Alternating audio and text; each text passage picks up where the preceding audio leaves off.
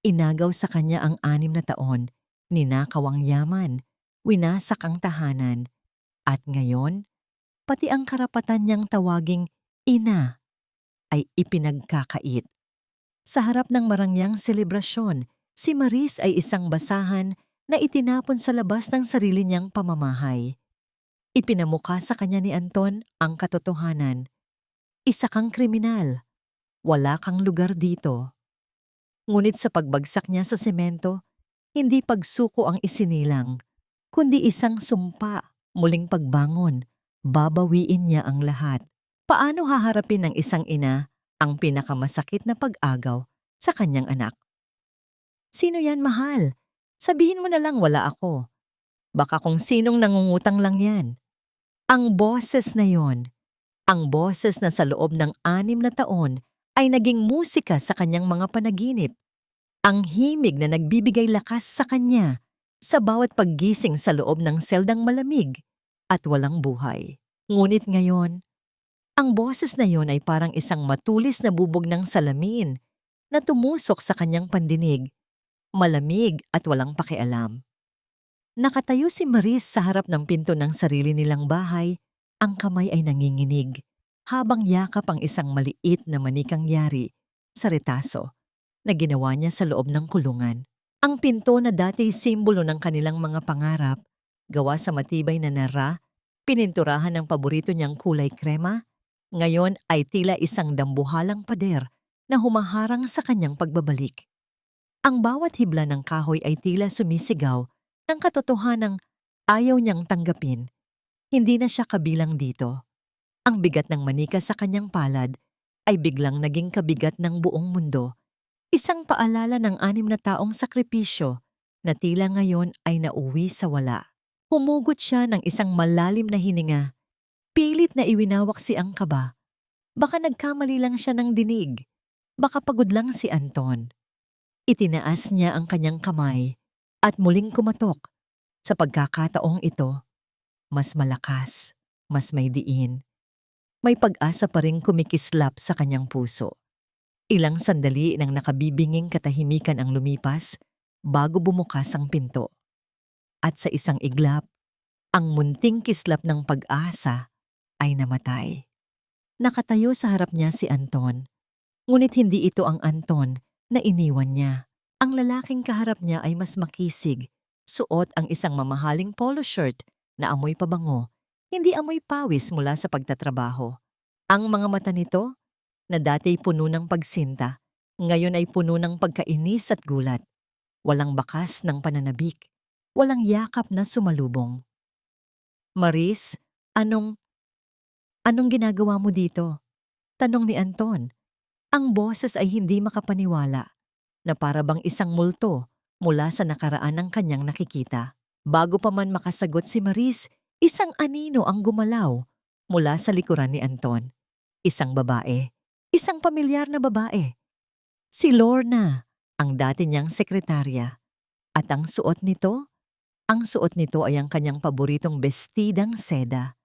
Ang regalo ni Anton sa kanya noong kanilang huling anibersaryo bago siya makulong.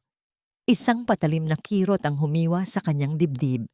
Ang hangin ay tila ninakaw mula sa kanyang mga baga. Anton, sino siya? Hirap na tanong ni Maris, kahit alam na niya ang kasagutan.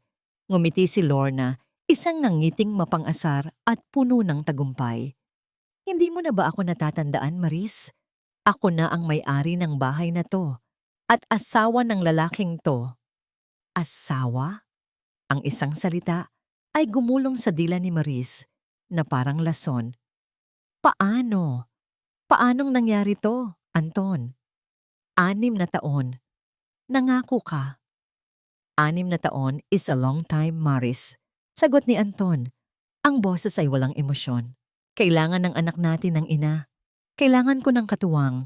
At isa pa, we're divorced. Matagal na. Ipinakita ni Anton ang isang piraso ng papel. Divorce papers.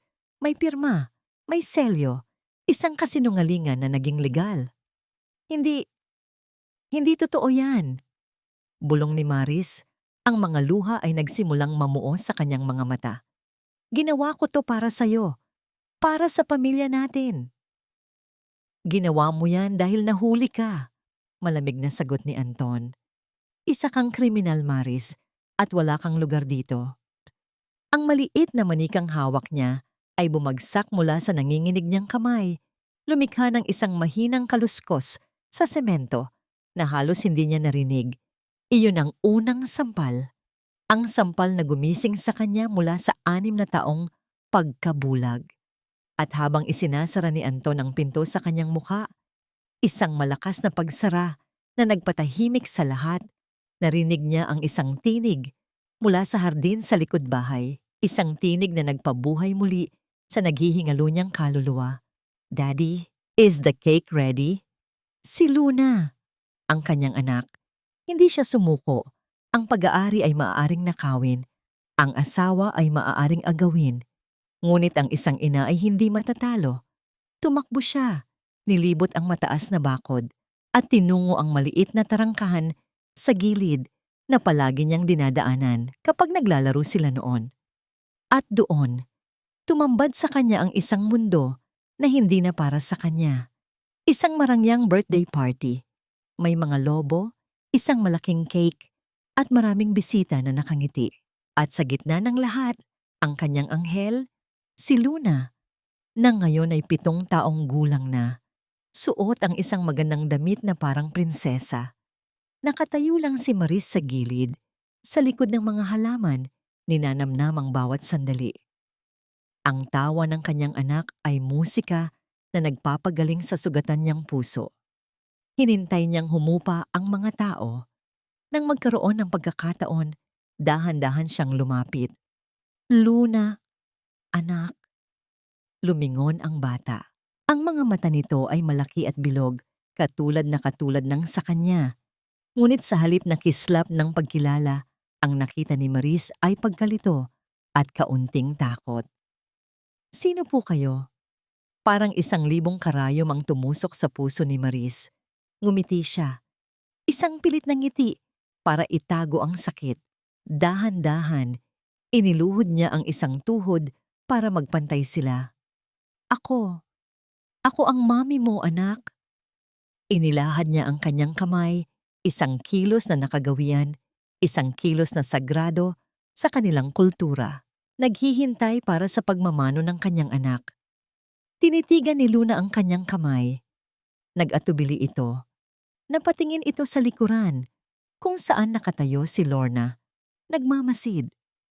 Isang halos hindi makitang pag-iling mula kay Lorna ang nagsilbing senyales. Biglang binawi ni Luna ang kanyang tingin. Umatras ito. Papalayo sa kanya. Tumakbo ito. Ngunit hindi papunta sa kanya. Tumakbo ito papunta kay Lorna, yumakap ng mahigpit sa mga binti nito, at sumigaw ng isang salita na tuluyang pumatay sa kaluluwa ni Maris. "Mama, may strange lady po dito?" Iyon ang ikalawang sampal. Mas masakit, mas nakamamatay. Dumating si Anton. Ang muka ay puno ng galit. "Ano pa bang ginagawa mo dito? Guards! Guards, palabasin niyo ang babaeng to!" 2 unipormadong gwardiya ang humawak sa magkabilang braso ni Maris. Kinaladkad siya papalabas, sa gitna ng mga nagtatakang tingin ng mga bisita. Ang bawat hakbang papalayo sa kanyang anak ay isang pagpila sa kanyang puso. Nang makarating sila sa labas ng gate, marahas siyang binitiwan. Bumagsak siya sa semento, ang tuhod ay sumugat, ngunit hindi niya ininda ang sakit. Ang sakit sa labas ay walang-wala. Kumpara sa sakit sa loob, isinara ang bakal na tarangkahan sa harap niya. Mula sa loob, narinig niya ang simula ng isang pamilyar na kanta, ang masayang himig ng "Happy Birthday to You." Nakalupasay si Maris sa kalsada sa labas ng sarili niyang bahay, habang ang kantahan at tawanan ay nagpapatuloy sa loob. Wala siyang pera, wala siyang matutuluyan, at ang pinakamasakit sa lahat, wala na siyang anak na tumatawag sa kanyang ina. Paano ka magsisimulang muli kung ang mismong dahilan mo para mabuhay ay inagaw na? Sa'yo, ang himig ng happy birthday ay hindi umalis sa kanyang isipan. Paulit-ulit itong tumutugtog na parang sirang plaka, isang masayang kanta na naging tunog ng kanyang pinakamalaking kabiguan. Bawat nota ay isang sundang na humihiwa sa kanyang alaala, sa imahe ng kanyang anak na tumatakbo palayo. Sa mga mata nitong puno ng takot sa halip na pagmamahal, naglakad si Maris ng walang patutunguhan. Ang makulay at masayang selebrasyon ay matagal nang nilamon ng dilim ng gabi. Ang mga paa niya, na tila may sariling isip, ang nagdala sa kanya palayo sa subdibisyong yon, palayo sa buhay na inagaw sa kanya. Hindi niya namalayan ang pagpatak ng ambon, na unti-unting lumakas at naging isang malupit na buhos ng ulan. Ang manipis na blusang suot niya ay agad na bumigat, dumikit sa kanyang payat na katawan. Ang bawat patak ng ulan ay parang malalamig na daliring humahaplos sa kanyang pisngi, nagpapaalala sa kanya na siya'y buhay pa at ramdam niya ang bawat sakit. Walang silbi, isang basura, isang kriminal. Ang mga salita ni Anton ay umalingaw-ngaw sa kanyang tainga, kasabay ng ugong ng hangin. Dinala siya ng kanyang mga paa sa isang mataas na tulay na nag-uugnay sa dalawang mundo. Ang mundo ng mayayaman na kanyang iniwan at ang madilim na ilog sa ibaba. Tumigil siya sa gitna. Tumingin siya sa ibaba. Ang tubig ay itim, malalim, at tila nang-aakit. Isang saglit na katahimikan, isang saglit na paglaya mula sa lahat ng sakit. Kung tatapusin na lang kaya niya ang lahat, para saan pa ang mabuhay? Wala na siyang babalikan. Wala na siyang ipaglalaban. Ang mismong anak niya ay itinakwil na siya. Itinaas na niya ang isang paa, handa nang umakyat sa barandilya. Ang bigat sa kanyang dibdib ay tila bahagyang gumaan sa pag-iisip na matatapos na ang lahat. Ngunit isang tunog ang pumunit sa katahimikan ng gabi. Isang tunog na mas malakas kaysa sa buhos ng ulan. Isang iyak, iyak ng isang bata. Napahinto si Maris. Ibinaba niya ang kanyang paa. Hinanap ng kanyang mga mata kung saan nanggagaling ang tunog. Sa ilalim ng tulay, sa isang tagong bahagi na nasisilungan ng kaunting semento, may isang maliit na figura, nakabaluktot, nanginginig. Isang batang kalye, marahil ay hindi hihigit sa 5 taong gulang, na umiiyak dahil sa gutom at lamig. Ang iyak na yon, ang iyak ng isang batang nangangailangan ng ina. Biglang bumalik sa kanya ang lahat. Si Luna, ang kanyang Luna. Paano niya magagawang sumuko kung may isang bata sa mundo na kailangan pa rin siya, kahit hindi pa nito alam? Ang pagiging ina ay hindi natatapos sa pagtakwil. Ang pagmamahal ng isang ina ay hindi namamatay. Dahan-dahan siyang tumalikod mula sa dulo ng tulay. Ang bawat hakbang papalayo ay isang pagpili na mabuhay. Ang kanyang mga paa ay nagsimulang maglakad muli. Ngunit ngayon, mayroon ng direksyon. Bumalik siya sa mga eskinita ng kanyang kabataan. Ang mga pader na dati pamilyar ay tila naging mas makitid. Ang mga ilaw ay mas madilim. Ang amoy ng estero at basang lupa ay sumalubong sa kanya.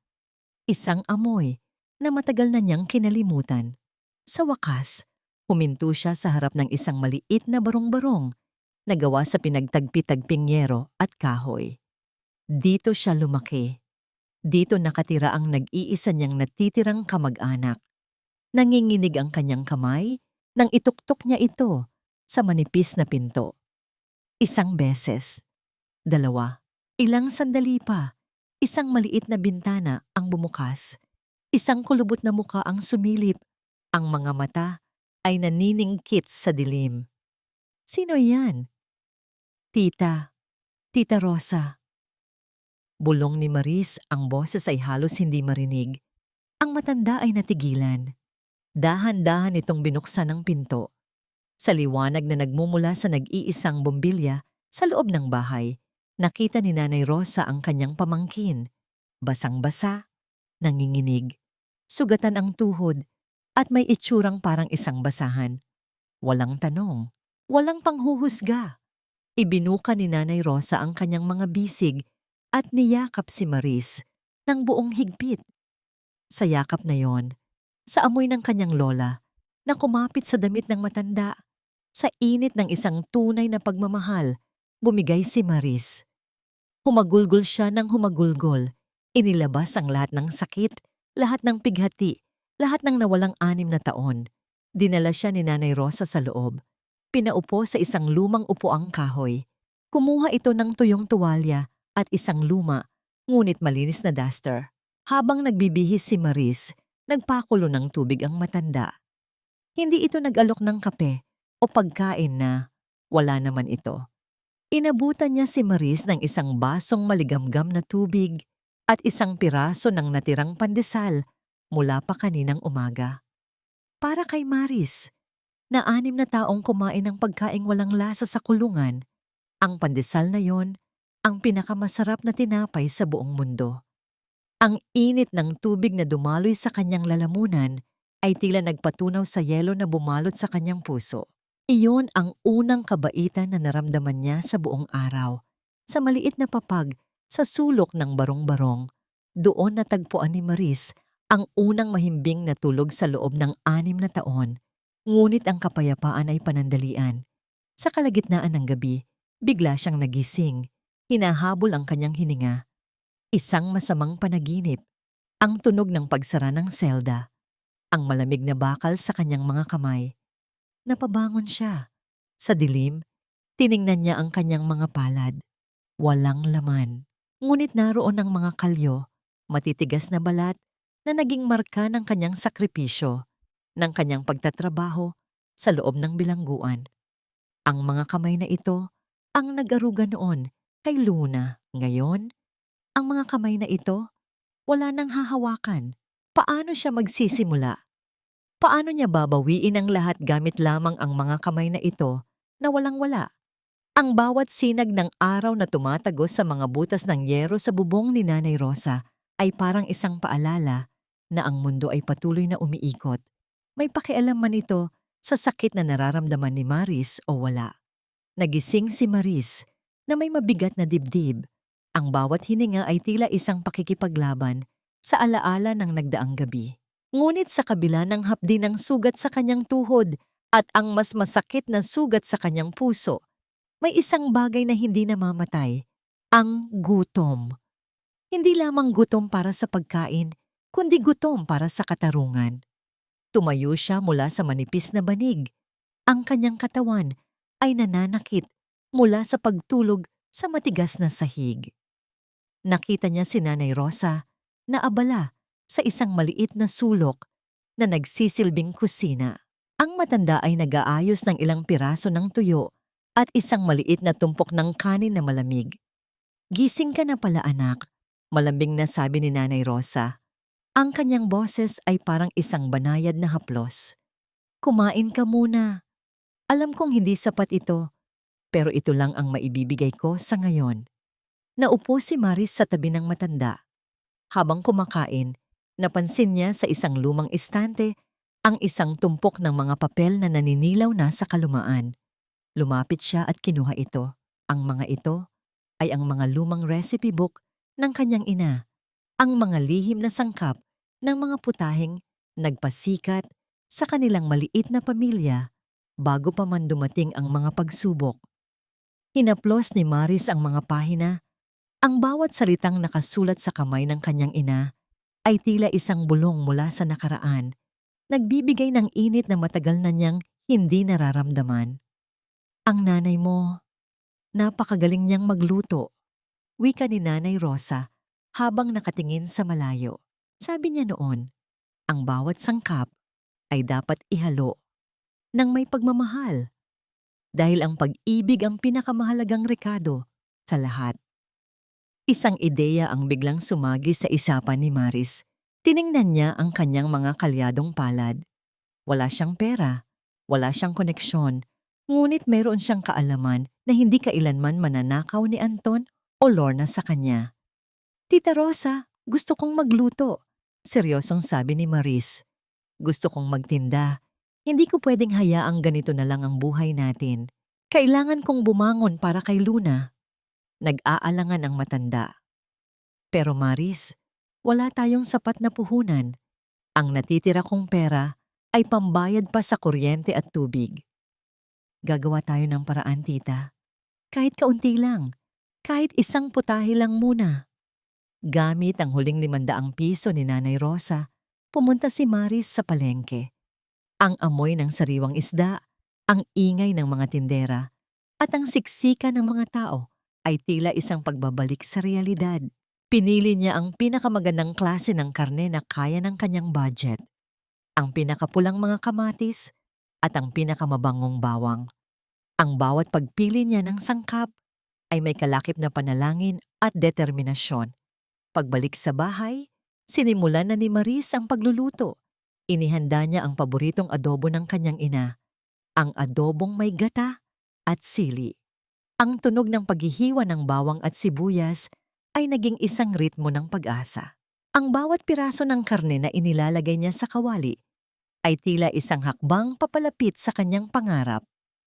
Habang kumukulo ang sabaw, ang bango nito ay nagsimulang kumalat sa buong eskinita. Isang amoy na hindi mo inaasahang manggagaling sa isang barong-barong. Ang amoy ng bawang na dahan-dahang napiprito, ang asim ng suka na unti-unting tumatamis dahil sa asukal, at ang linamnam ng gata na bumabalot sa lahat.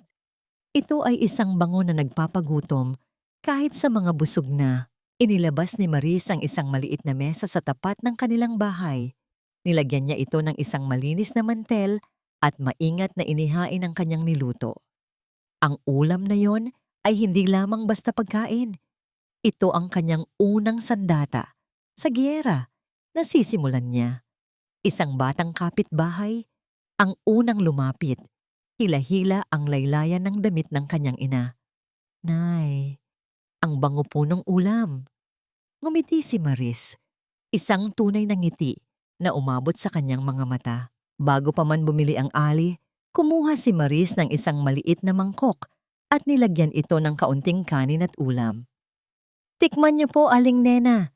Libre po muna ang unang subo. Sinubukan ng Ali ang luto ni Maris. Sa unang kagat pa lang, nanlaki ang mga mata nito. Diyos ko, Maris, ang sarap nito. Parang kinakain ko ang luto ng lola ko noon. Napakalambot ng karne at ang sarsa kakaiba. Doon nagsimula ang lahat. Isa-isang lumapit ang mga kapitbahay. Ang maliit na mesa ni Maris ay pinagkaguluhan. Sa loob lamang ng 2 oras, ubos na ang kanyang niluto.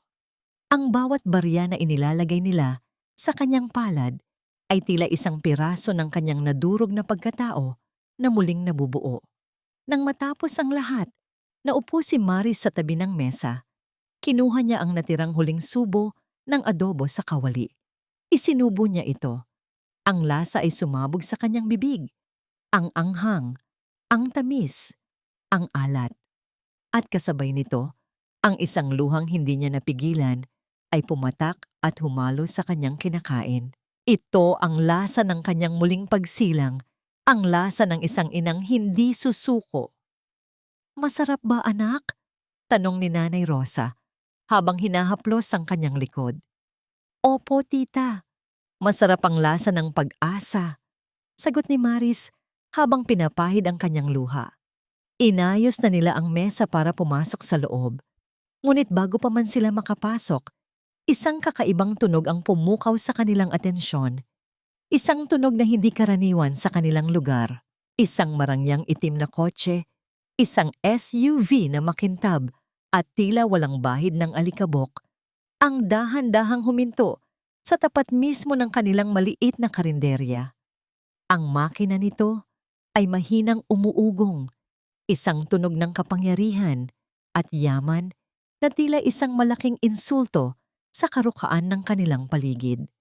Bumukas ang bintana ng sasakyan sa panig ng driver. Isang lalaking may suot na pormal na kasuotan, may salaming itim, at may seryosong muka ang tumingin sa labas. Tila hinahanap nito ang pinanggalingan ng amoy na kanina pa kumakalat sa kalsada. Napatitig si Maris. Ang kaibahan ng kotseng yon sa kanyang barong-barong ay parang ang agwat ng kanyang nakaraan sa kanyang kasalukuyan. Dahan-dahang bumaba ang lalaki mula sa sasakyan. Matangkad siya, may tindig na kagalang-galang, at bawat kilos ay tila pinag-isipan. Ito, si Rafael. Ang kanyang mga mata ay lumibot sa paligid hanggang sa huminto ang mga ito kay Maris. Ang babaeng may dungis pa ng uling sa mukha, may basang duster, ngunit may mga matang puno ng apoy. "Sold out na ba?" tanong ng lalaki. Ang boses ay malalim at may awtoridad, ngunit may himig ng kuryosidad. Natigilan si Maris. Hindi niya alam kung bakit ang isang katulad dinging lalaking ito ay hihinto sa isang lugar na gaya nito para lamang sa isang platong ulam. Hindi niya alam na ang lalaking ito ang magiging susi sa pagbukas ng mga pintong matagal nang isinara sa kanya. Ang sikat ng hapon ay tumatama sa makintab na pintura ng itim na sasakyan na tila isang malaking salamin na nagpapakita ng kaibahan ng mundo ni Rafael sa mundong kinatatayuan ni Maris. Nanatiling nakatayo si Maris sa harap ng kanyang maliit na mesa. Ang kanyang mga kamay ay dahan-dahang pinupunasan ang dumi sa kanyang apron. Nararamdaman niya ang bigat ng titig ng lalaki. Hindi ito titig ng mapanghusga, kundi titig ng isang taong may hinahanap na hindi niya matagpuan sa mararangyang restaurant. "Pasensya na po, sir," ulit ni Maris. Ang boses niya ay mahinahon ngunit may paninindigan. "Ubos na po talaga ang tinda ko. Bukas na lang po siguro kayo bumalik." Bahagyang kumunot ang noo ni Rafael. Tiningnan niya ang tanging natitirang mangkok sa ibabaw ng mesa. Ang mangkok na kakainan sana ni Maris. Isang maliit na bahagi ng adobo, may kaunting sarsa, at isang scoop ng kanin. Ang bango nito ay patuloy na humahalimuyak sa hangin, tila nanunukso sa kanyang sikmura. "Kahit iyan na lang," turo ni Rafael sa mangkok. "Kahit magkano, babayaran ko. Pagod ako mula sa malalayong biyahe at ang amoy ng luto mo, may kung anong bagay itong ipinapaalala sa akin." Nagkatinginan sina Maris at Nanay Rosa. Alam ni Maris na gutom din siya, ngunit nakikita niya sa mga mata ng lalaki ang isang uri ng pagod na hindi kayang lunasan ng pahinga lang. Isang pagod sa kaluluwa. Dahan-dahang kinuha ni Maris ang mangkok at iniabot ito kay Rafael. "Wag na po kayong magbayad, sir. Tirhan na lang po ito ng luto ko para sa sarili ko. Kung talagang kailangan nyo, sa inyo na po." Kinuha ni Rafael ang mangkok. Naupo siya sa isang maliit na bangkitong kahoy sa tabi ng kalsada, isang bagay na hindi niya akalaing gagawin niya. Sa unang subo pa lang, natigilan siya. Ang linamnam ng gata, ang tamang anghang ng sili, at ang lambot ng karne, lahat ay tila isang mainit na yakap sa kanyang nagugutom na puso. Sa bawat pagnguya, tila bumabalik ang kanyang mga gunita noong bata pa siya, noong buhay pa ang kanyang asawa, at sabay-sabay silang kumakain ng lutong bahay. "Sino ang nagturo sa iyong magluto?" tanong ni Rafael matapos ubusin ang pagkain. "Ang nanay ko po," sagot ni Maris habang abala sa pagliligpit. Sabi niya, "Ang pagkain ay hindi lang pamatid gutom, ito ay gamot para sa mga taong nawawalan na ng pag-asa." Tinitigan ni Rafael si Maris ng mas matagal. Napansin niya ang mga kalyo sa kamay nito, ang bakas ng paghihirap. Ngunit higit sa lahat, ang ningning sa mga mata nito na tila isang apoy na ayaw mamatay. Bilang isang abogado, sanay si Rafael na bumasa ng tao. At sa harap niya, nakikita niya ang isang babaeng may malalim na kwento. Isang kwentong puno ng kawalang katarungan. "May anak ako," biglang sabi ni Rafael. Ang boses ay naging malambot. "Si Sofia." Simula nang mamatay ang nanay niya, nawalan na siya ng ganang kumain. "Kahit anong mahal na pagkain ang ihain ko, tinatanggihan niya.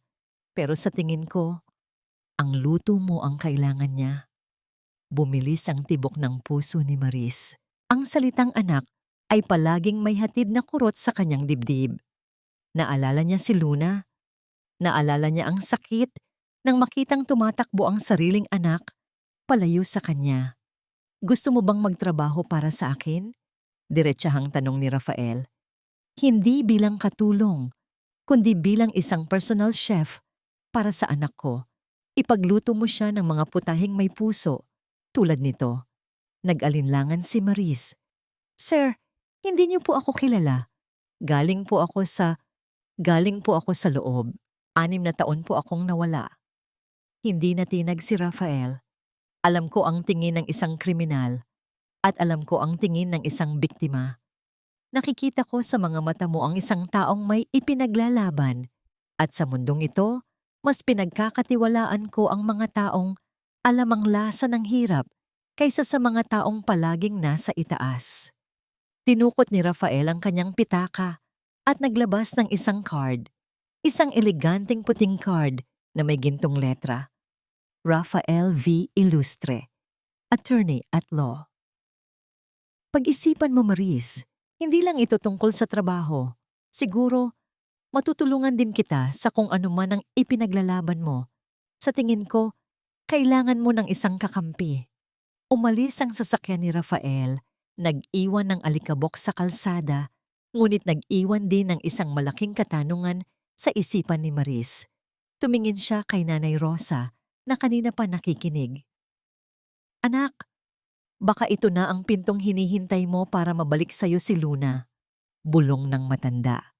Hinaplos ni Maris ang card sa kanyang palad. Ang bawat letra ay tila may dalang bigat. Kung tatanggapin niya ang alok na ito, papasok siya sa isang bagong mundo. Isang mundong maaari niyang gamitin para mabawi ang lahat.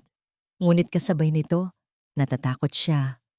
Natatakot siyang baka muli siyang mabigo. Nang gabi ring iyon, habang naglilinis ng kanyang munting karinderya, may napansin si Maris sa isang sulok. Isang lumang dyaryo na naiwan ng isa sa kanyang mga suki. Sa front page, nakita niya ang isang pamilyar na mukha. Si Anton. Nakangiti ito sa tabi ni Lorna sa isang charity event. Ang caption, The New Power Couple of the City. Ngunit may isang bagay na nakapukaw sa kanyang pansin. Sa likod ni na Anton at Lorna, nakatayo ang isang maliit na bata, si Luna. Malungkot ang mga mata nito, namumutla at tila pilit lang ang nangiti. Isang pakiramdam ng takot ang bumalot kay Maris. Alam niya ang mukhang iyon.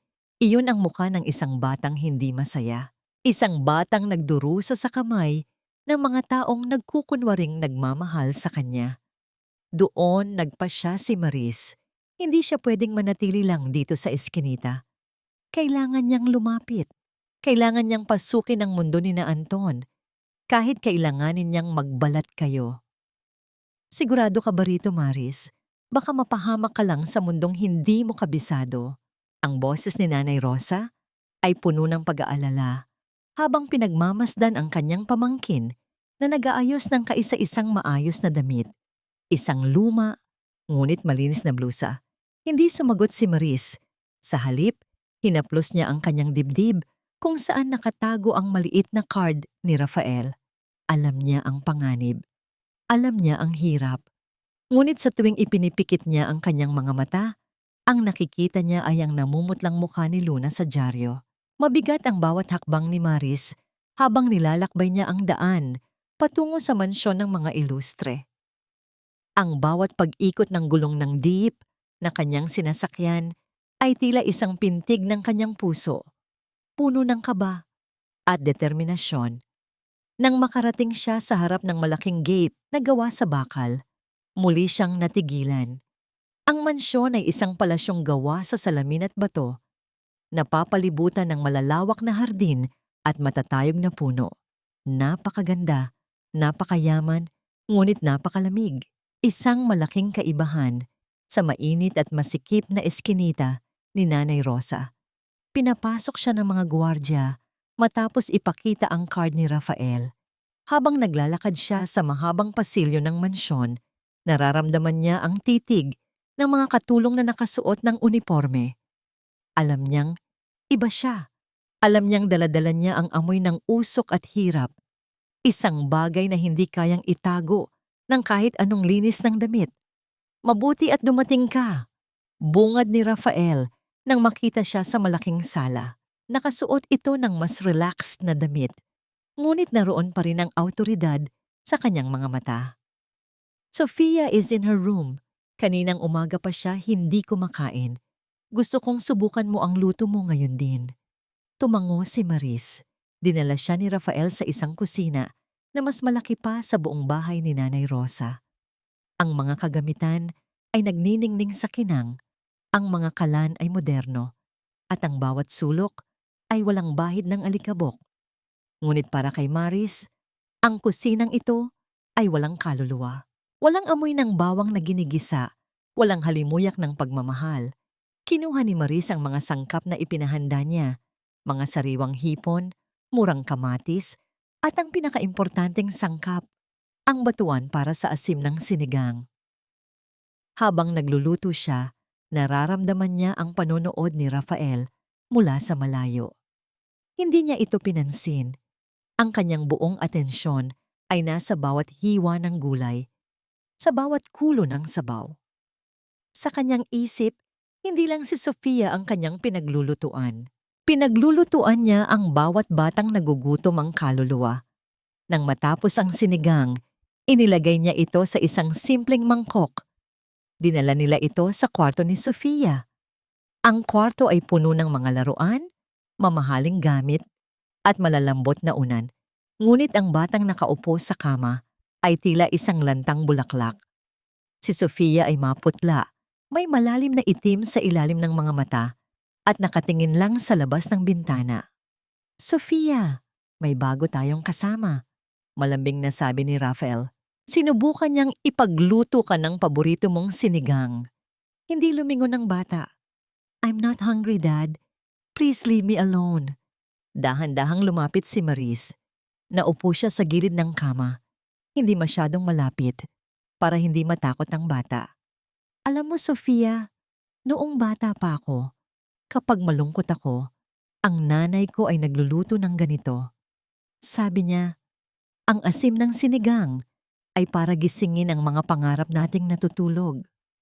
Doon lang lumingon si Sofia. Tumingin ito sa mga mata ni Maris. May nakita itong lungkot na katulad ng sa kanya. Dahan-dahang kinuha ni Maris ang kutsara at inilapit sa bibig ng bata. Ang halimuyak ng sariwang luya at asim ng batuan ay nagsimulang punan ng kwarto. Isang subo. 2. Nanlaki ang mga mata ni Sofia. Ang asim ay hindi matapang, kundi sapat lang para mapukaw ang kanyang panlasa. Ang tamis ng hipon ay humahalo sa linamnam ng sabaw. Sa unang pagkakataon, sa loob ng mahabang panahon, muling kumislap ang mga mata ng bata. It tastes like a hug, bulong ni Sofia bago muling kumuha ng isa pang subo. Nakita ni Maris ang luhang dahan-dahang pumatak mula sa mga mata ni Rafael. Isang tahimik na pasasalamat. Ang golden moment na ito ay hindi lamang tagumpay ni Maris bilang chef, kundi bilang isang inang naghahanap ng paraan upang muling magmahal. Matapos ang pagkain, nakatulog si Sofia ng mahimbing. Lumabas sina Maris at Rafael sa pasilyo. Salamat, Maris, sabi ni Rafael. Ang boses ay puno ng emosyon. You did what no expensive doctor could do. Please, stay here. I'll double the salary I offered. Hindi ko kailangan ng dobleng sahod, sir, sagot ni Maris. Ang kailangan ko lang ay ang pagkakataong makalapit sa anak ko. Natigilan si Rafael. Tumingin siya kay Maris ng mas malalim. Tutulungan kita, Maris, pero kailangan nating maging maingat. Ang asawa mo, si Anton, hindi siya basta-bastang tao. Pumasok sila sa opisina ni Rafael para pag-usapan ang mga susunod na hakbang. Habang naghihintay, may napansin si Maris sa ibabaw ng mesa ni Rafael. Isang folder na may nakasulat na pangalan ng isang kumpanya, Celeste Holdings. Ang puso ni Maris ay tila tumigil sa pagtibok. Iyon ang kumpanyang pag-aari ni na Anton at Lorna. Ang kumpanyang ginamit para nakawin ang kanyang buhay. Bakit mayroon ka nito, sir? Tanong ni Maris, ang boses ay nanginginig sa takot at galit. Tumingin si Rafael sa folder at pagkatapos ay kay Maris. May isang malalim na lihim sa kanyang mga mata. Dahil ako ang bagong itinalagang legal consultant nila, Maris. At iyon ang dahilan kung bakit kita kailangan dito. Ikaw ang magiging mga mata at taing ako sa loob habang ako ang sisira sa kanila mula sa labas. Ngunit ang hindi alam ni Maris, may isa pang litrato sa loob ng folder na yon. Isang litrato ni Rafael kasama ang isang babaeng kamukhang-kamukha ni Lorna. Ang hangin sa loob ng opisina ni Rafael ay tila biglang naging yelo, bumabalot sa bawat hininga ni Maris habang ang kanyang mga mata ay nakapako sa folder. Celeste Holdings, ang pangalan ng kumpanyang naging mitya ng kanyang pagbagsak, ang kumpanyang itinayo gamit ang kanyang dugo, pawis at kalayaan.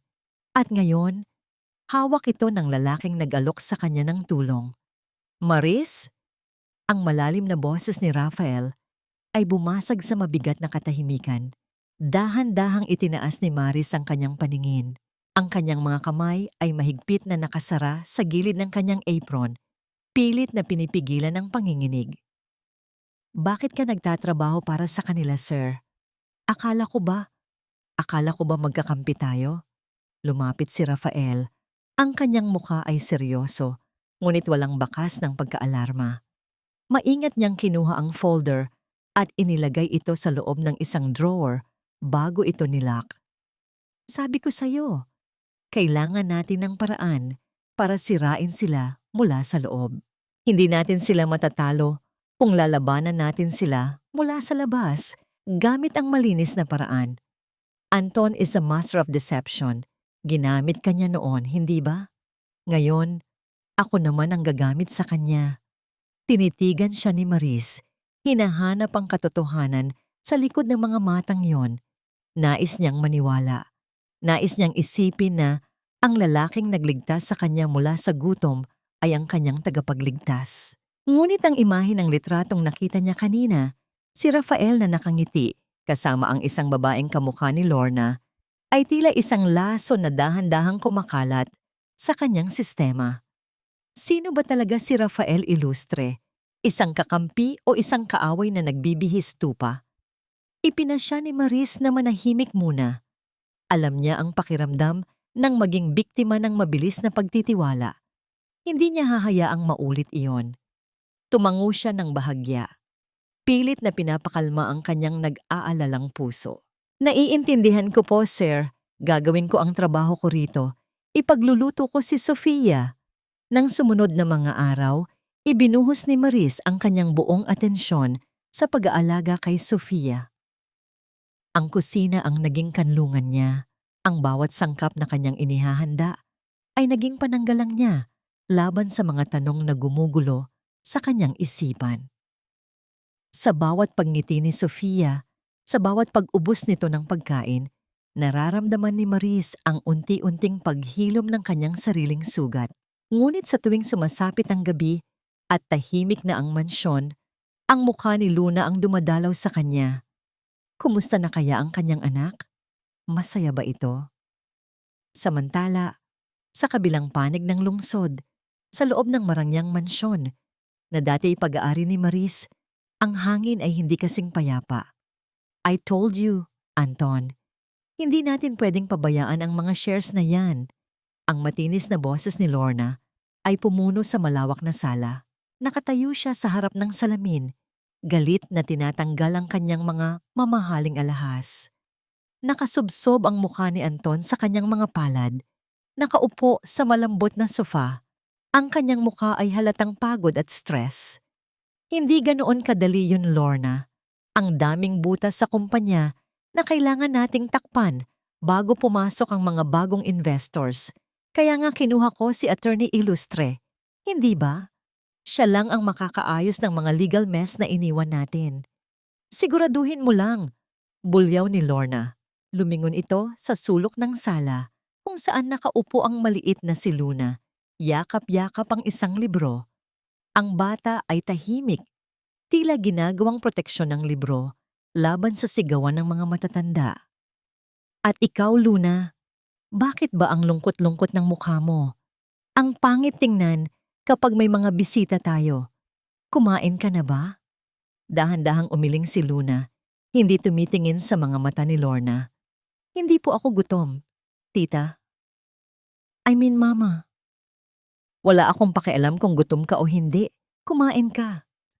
Padarag na sabi ni Lorna bago tumalikod at umakyat sa kwarto. Napabuntong hininga si Anton. Tiningnan niya ang kanyang anak, ngunit sa halip na lapitan at aluin ito, tumayo siya at sumunod kay Lorna. Naiwan ang 7 taong gulang na bata sa malawak at malamig na sala, mag-isa kasama ang kanyang takot. Kinaumagahan sa mansyon ng mga ilustre, abala si Maris sa paghahanda ng almusal para kay Sofia. Nagluluto siya ng champorado. Ang amoy ng tsokolate ay nagbibigay ng init sa malamig na umaga. Dumating si Sofia sa kusina. May hawak na maliit na drawing. "Look, Maris, I drew you and me," sabi ng bata. Ipinapakita ang drawing ng 2 taong magkahawak kamay sa ilalim ng araw. Napatitig si Maris sa drawing. Ang luha ay nagbabadyang pumatak mula sa kanyang mga mata. Niyakap niya si Sofia ng mahigpit. "Napakaganda, Sofia. Maraming salamat." Ngunit ang kapayapaan ng umagang iyon ay biglang nabasag ng ang liwanag at panginginig ng telepono sa ibabaw ng counter ay kumuha ng kanilang atensyon. Kinuha ito ni Maris upang iabot kay Rafael na kapapasok pa lang sa kusina.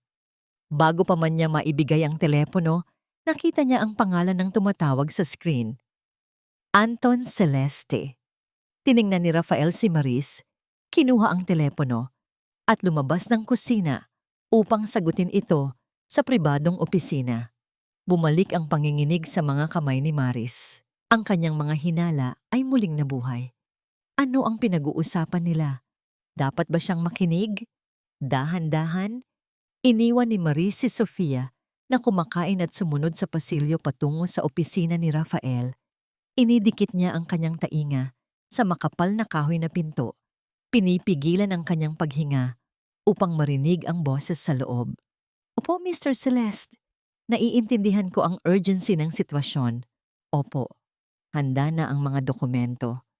Pwede kayong pumunta rito sa bahay para mapirmahan natin ngayon din." Nanlaki ang mga mata ni Maris. Pupunta rito si Anton? Ngayon din? Kasabay ng pag-amin ng katotohanan yon, narinig niya ang tunog ng gulong ng sasakyan na dahan-dahang humihinto sa labas ng mansyon. Sinusundan ng pagbukas at pagsasara ng pinto ng sasakyan. Walang duda, dumating na sila. Sila na nag-alis sa kanya ng lahat.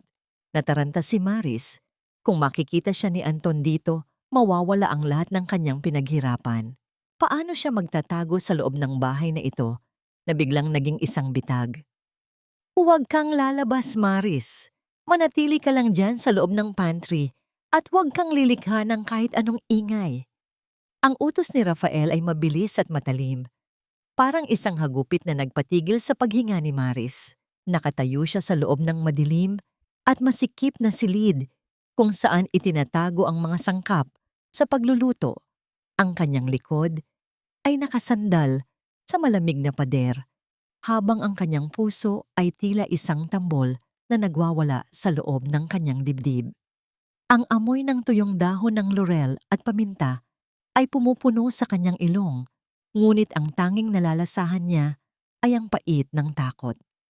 Mula sa labas, narinig niya ang tunog ng mabibigat na hakbang sa marmol na sahig ng mansyon. Ang bawat yabag ay tila isang pag-atake sa kanyang katahimikan. Pagkatapos ay narinig niya ang boses na nagpabangon sa lahat ng kanyang mga bangungot. "Napakaganda talaga ng mansyon mo, Attorney Ilustre. Isang tunay na simbolo ng tagumpay." Ang boses ni Anton ay puno ng kaplastikan. Ang bawat salita ay tila may kasamang nakakalason ng ngiti. "Salamat, Mr. Celeste. Maupo kayo. Lorna, maupo ka rin." Tugon ni Rafael. Ang kanyang boses ay nananatiling kalmado at propesyonal, na tila walang itinatagong sikreto sa likod ng pinto ng kanyang kusina. Naramdaman ni Maris ang hapdi ng kanyang mga kuko na bumaon sa kanyang sariling palad. Naroon sila. Ilang metro lang ang layo sa kanya.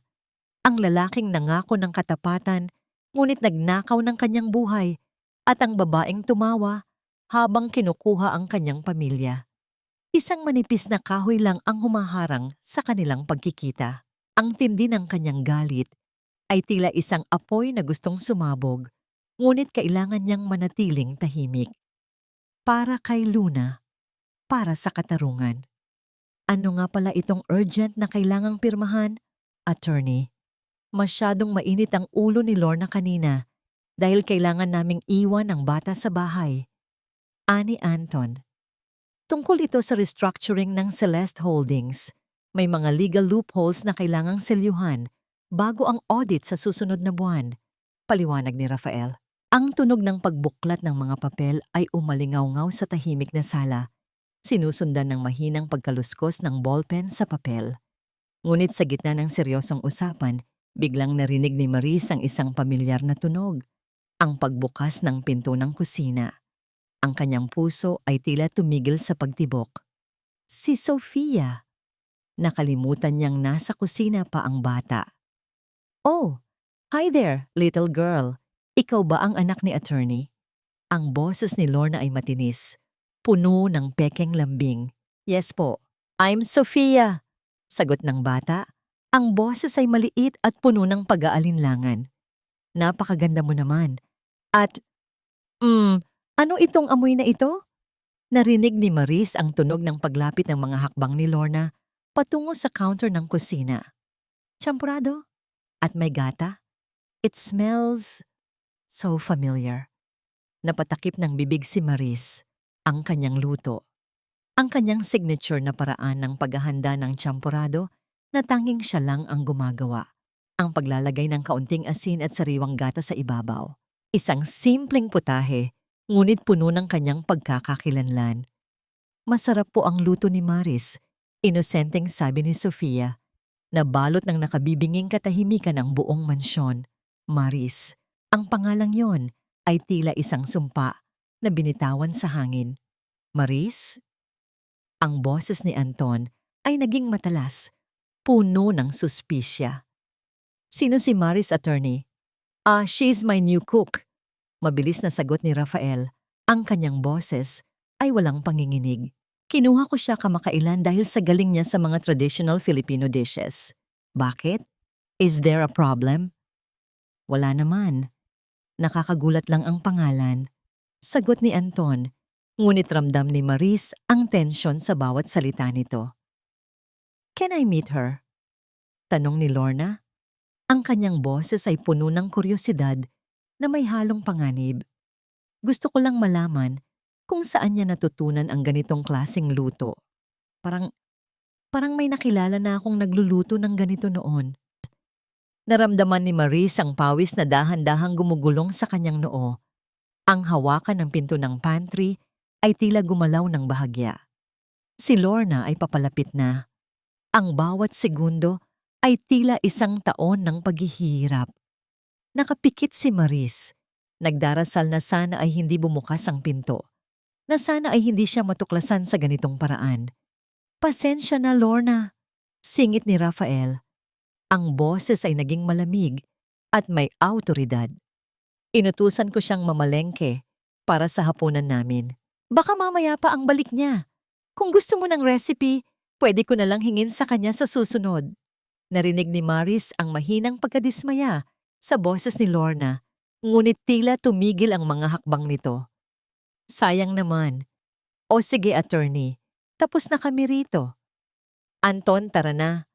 May appointment pa tayo sa spa. Ani Lorna. Narinig ni Maris ang tunog ng pagtayo ng mga tao, ang huling pagpapaalam, at sa wakas, ang tunog ng mga sasakyang dahan-dahang umaalis sa driveway ng mansyon. Nang tuluyang mawala ang ingay ng makina, dahan-dahang binuksan ni Rafael ang pinto ng pantry. Bumungad sa kanya si Maris, namumutla, nanginginig, at may mga matang puno ng luhang hindi pa bumabagsak. Hindi nakapagsalita si Maris. Ang tanging nagawa niya ay ang mapaupo sa sahig, yakap ang kanyang sariling mga binti. Ligtas ka na, Maris. Bulong ni Rafael habang lumuluhod sa harap niya. Hanggang kailan, Rafael? Tanong ni Maris. Ang boses ay basag. Hanggang kailan ako kailangang magtago sa sarili kong buhay? Ang anak ko. Ang anak ko ay kasama nila. At ako rito. Nagtatago sa dilim na parang daga. Hinawakan ni Rafael ang kanyang mga balikat, isang mahigpit at matatag na hawak. Malapit na, Maris. Ang pirma ni Anton kanina. Iyon ang simula ng kanyang pagbagsak. Pero kailangan mong maging matatag. Huwag kang padadala sa emosyon. Tumayo si Maris. Pinahid ang kanyang mga luha at tiningnan si Rafael ng diretso sa mga mata. Gagawin ko ang lahat. Pero may isang bagay akong gustong malaman. Ano yon? Ang babaeng nasa litrato sa folder mo. Si Lorna ba yon? Bakit may litrato ka kasama ang babaeng sumira sa buhay ko? Natigilan si Rafael. Ang kanyang mga mata ay umiwas sa tingin ni Maris. Isang lihim ang tila bumibigat sa kanyang dibdib. Isang lihim na hindi pa niya handang bitawan. Hindi ngayon ang tamang oras, Maris. Sagot ni Rafael bago tumalikod at iwan siyang mag-isa sa kusina. Naiwan si Maris na may mas malaking katanungan. Sa gitna ng kanyang pakikipaglaban para sa katarungan, sino ba talaga ang tunay niyang kakampi? At sino ang may hawak ng kutsilyong nakatutok sa kanyang likuran? Ang katahimikan ay madalas na mas masakit kaysa sa sigaw. Dahil sa bawat sandaling walang sagot, ang puso ay gumagawa ng sarili nitong mga bersyon ng katotohanan. Nakatayo si Maris sa gitna ng kusina. Ang kanyang mga kamay ay nakalubog sa palanggana ng tubig, ngunit ang kanyang isipan ay malayo sa ginagawa. Ang lamig ng tubig ay hindi sapat para pauwiin ang apoy ng pagdududa na sumisiklab sa kanyang dibdib. Bakit tumalikod si Rafael? Bakit tila may pader na biglang namagitan sa kanila nang banggitin niya ang pangalan ni Lorna? Sa bawat pagkuskos niya sa plato, naaalala niya ang ngiti ni Lorna kanina. Ang ngiti ng isang babaeng walang pakialam kung sino ang kanyang tinatapakan. At si Rafael, ang lalaking nag-alok sa kanya ng bagong buhay, ay tila may malalim na koneksyon sa babaeng yon. Isang luhang hindi niya napigilan ang pumatak sa bula ng sabon. Agad na naglaho na parang ang kanyang tiwala. Dahan-dahang lumapit si Sofia sa kanya. Hila-hila ang laylayan ng kanyang apron. Maris, why are you crying? Is it because of the bad lady earlier? Pinahid ni Maris ang kanyang mga mata at pilit nang ngumiti sa bata. Lumuhod siya para magpantay sila. Hindi, Sofia. Napuwing lang si Maris sa usok ng niluluto. Don't worry, okay? Masaya ako dahil busog ka. Yumakap si Sofia sa kanya. Ang maliit na braso ng bata ay tila isang angkla sa gitna ng bagyo. I don't like her. Her voice is like a sharp needle. I like your voice better. It sounds like my mama's old songs. Ang sinabing yon ni Sofia ay nagbigay ng isang ideya kay Maris. Kung ang boses at ang luto niya ay nagpapaalala ng nakaraan, marahil ay mayroon pang paraan para maabot niya si Luna nang hindi siya direktang nakikita. Ngunit kailangan niya munang malaman kung sino ba talaga ang kinakalaban niya at kung sino ang kasama niya. Nang gabing iyon, matapos mapatulog si Sofia, hindi mapakali si Maris. Ang buong mansyon ay nababalot ng katahimikan maliban sa mahinang ugong ng aircon at ang paminsan-minsang kaluskos ng mga dahon sa labas. Dahan-dahang lumabas si Maris ng kanyang kwarto. Ang kanyang mga hakbang ay walang tunog sa makapal na karpet ng pasilyo. Tumigil siya sa harap ng opisina ni Rafael. May kaunting liwanag na lumalabas sa ilalim ng pinto. Naroon pa ang lalaki. Huminga siya ng malalim, handa nang kumatok at hingi ng katotohanan. Nang marinig niya ang boses ni Rafael, na tila may kausap sa telepono. Hindi mo naiintindihan. Malapit na. Konting tiis na lang at makukuha na natin ang hustisyang nararapat. Ang boses ni Rafael ay puno ng pait. Isang emosyon na ngayon lang narinig ni Maris sa kanya. Alam ko ang ginawa ni Lorna sa pamilya ko. Hindi ko nakakalimutan ang gabing iyon. Gagamitin ko si Anton para maabot siya at gagamitin ko ang lahat ng alas na mayroon ako. Natigilan si Maris. hustisya, pamilya. Ang mga salita ni Rafael ay tila mga piraso ng puzzle na unti-unting nabubuo. Ngunit ang susunod na sinabi ng lalaki ang tuluyang nagpahinto sa tibok ng kanyang puso. Hindi ko pwedeng sabihin kay Maris ang lahat. Masyado siyang emosyonal. Baka masira ang plano kung malalaman niya kung sino talaga si Lorna sa buhay ko. Siya ang mitsa at kailangan ko siyang manatiling bulag sa ngayon. Ang bawat salita ay tila isang sampal sa mukha ni Maris. Isang mitsa? Isang kagamitan lang ba siya sa plano ni Rafael? Ang tiwalang sinubukan niyang buuin ay gumuho na parang kastilyong buhangin na tinangay ng alon. Hindi siya biktima lang ni Anton. Biktima rin ba siya ng ambisyon ni Rafael? Dahan-dahang umatras si Maris, ang kanyang likod ay tumama sa isang florera sa gilid ng pasilyo. Isang mahinang tunog ng pagkiskis ng porselana sa kahoy ang nalikha. Sino yan? Ang matalim na tanong ni Rafael mula sa loob. Hindi na naghintay si Maris. Mabilis siyang bumalik sa kanyang kwarto, isinarado ang pinto ng walang tunog, at sumandal dito habang hinahabol ang kanyang hininga. Ang dilim ng kwarto ay tila kumakain sa kanya. Sa bawat sulok, nakikita niya ang mga anino ng pagtataksil. Kinaumagahan, tila walang nangyari. Maagang nagising si Maris para ihanda ang almusal. Ngunit sa bawat paggalaw niya, nararamdaman niya ang titig ni Rafael sa kanya mula sa hapagkainan. Isang titig na puno ng mga lihim. Maris, may ipapagawa ako sa'yo, sabi ni Rafael habang binababa ang kanyang tasa ng kape. Magkakaroon ng malaking event sa Celeste Holdings sa susunod na linggo. Ang anibersaryo ng kumpanya. Gusto ni Anton na kumuha ng catering at inirekomenda kita bilang chef ng isang high-end catering service na konektado sa akin. Magbabalat kayo ka.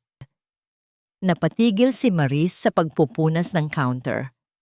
Papasok ako sa teritoryo nila? Oo, ito ang pagkakataon mong makita si Luna ng malapitan. At ito ang pagkakataon nating makuha ang mga dokumento mula sa opisina ni Anton habang abala ang lahat. Paliwanag ni Rafael, ang kanyang boses ay tila isang tapat na kaibigan. Ngunit sa pandinig ni Maris, ito ay tunog ng isang mangangaso. Gagawin ko, maikling sagot ni Maris.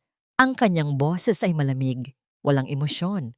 Kung kailangan niyang maging kagamitan, magiging isang matalim na kagamitan siya. Gagamitin niya si Rafael hanggat kailangan niya ito. At sa huli, siya ang kukuha ng kanyang sariling hustisya.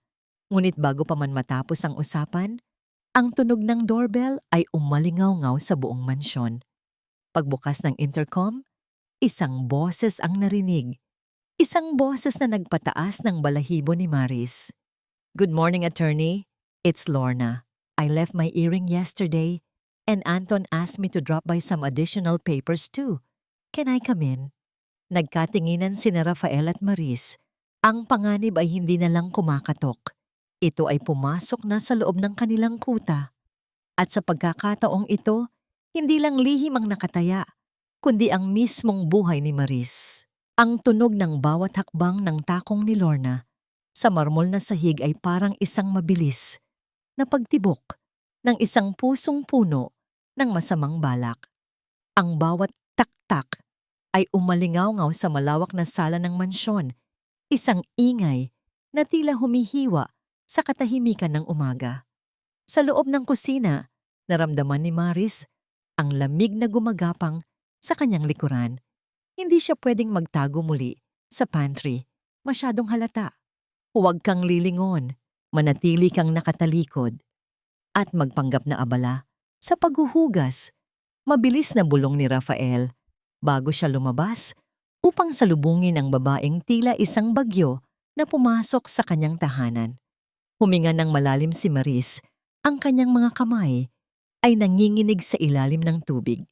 Pinakinggan niya ang bawat salitang lumalabas sa bibig ni Lorna, ang boses na punong-puno ng pekeng tamis na tila lason na binalot sa asukal. Oh, attorney, you look so tensed. Relax, it's just me.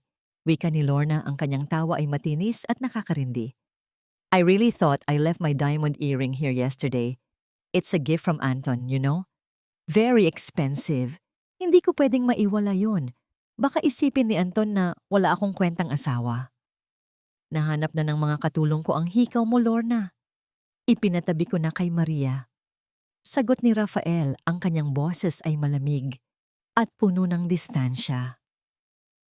You didn't have to come all the way here for that. Pwede ko namang ipadala sa opisina nyo. Well, I also wanted to discuss the party. Anton is so stressed out about the catering. Sabi niya, you recommended someone. Is she here? Naramdaman ni Maris ang biglang paghinto ng kanyang paghinga.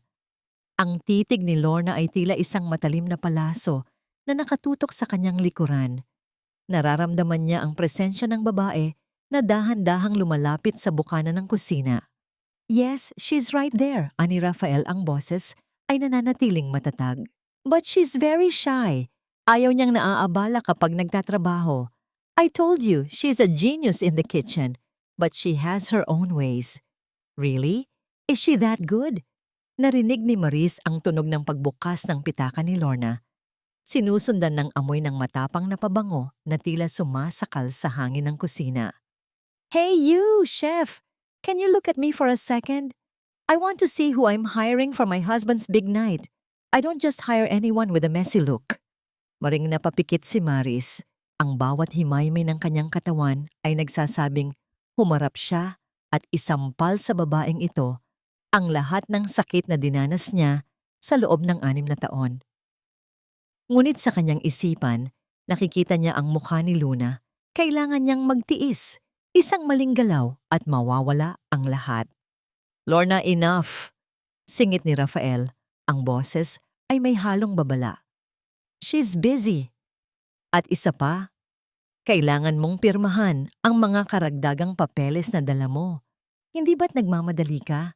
I have a meeting in 30 minutes. Narinig ni Maris ang isang mahabang buntong hininga mula kay Lorna.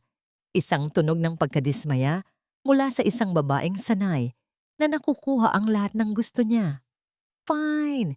You're always so boring, attorney. No wonder you're still single. Anyway, about the food, make sure it's perfect. My daughter Luna is very picky. Ayaw niyang kumakain ng mga mumurahing luto. She only likes the best, just like her mother. Ang salitang mother ay tila isang kutsilyong bumaon sa puso ni Maris. Gusto niyang sumigaw. Gusto niyang sabihing, wala kang karapatang tawagin ang sarili mong ina ni Luna.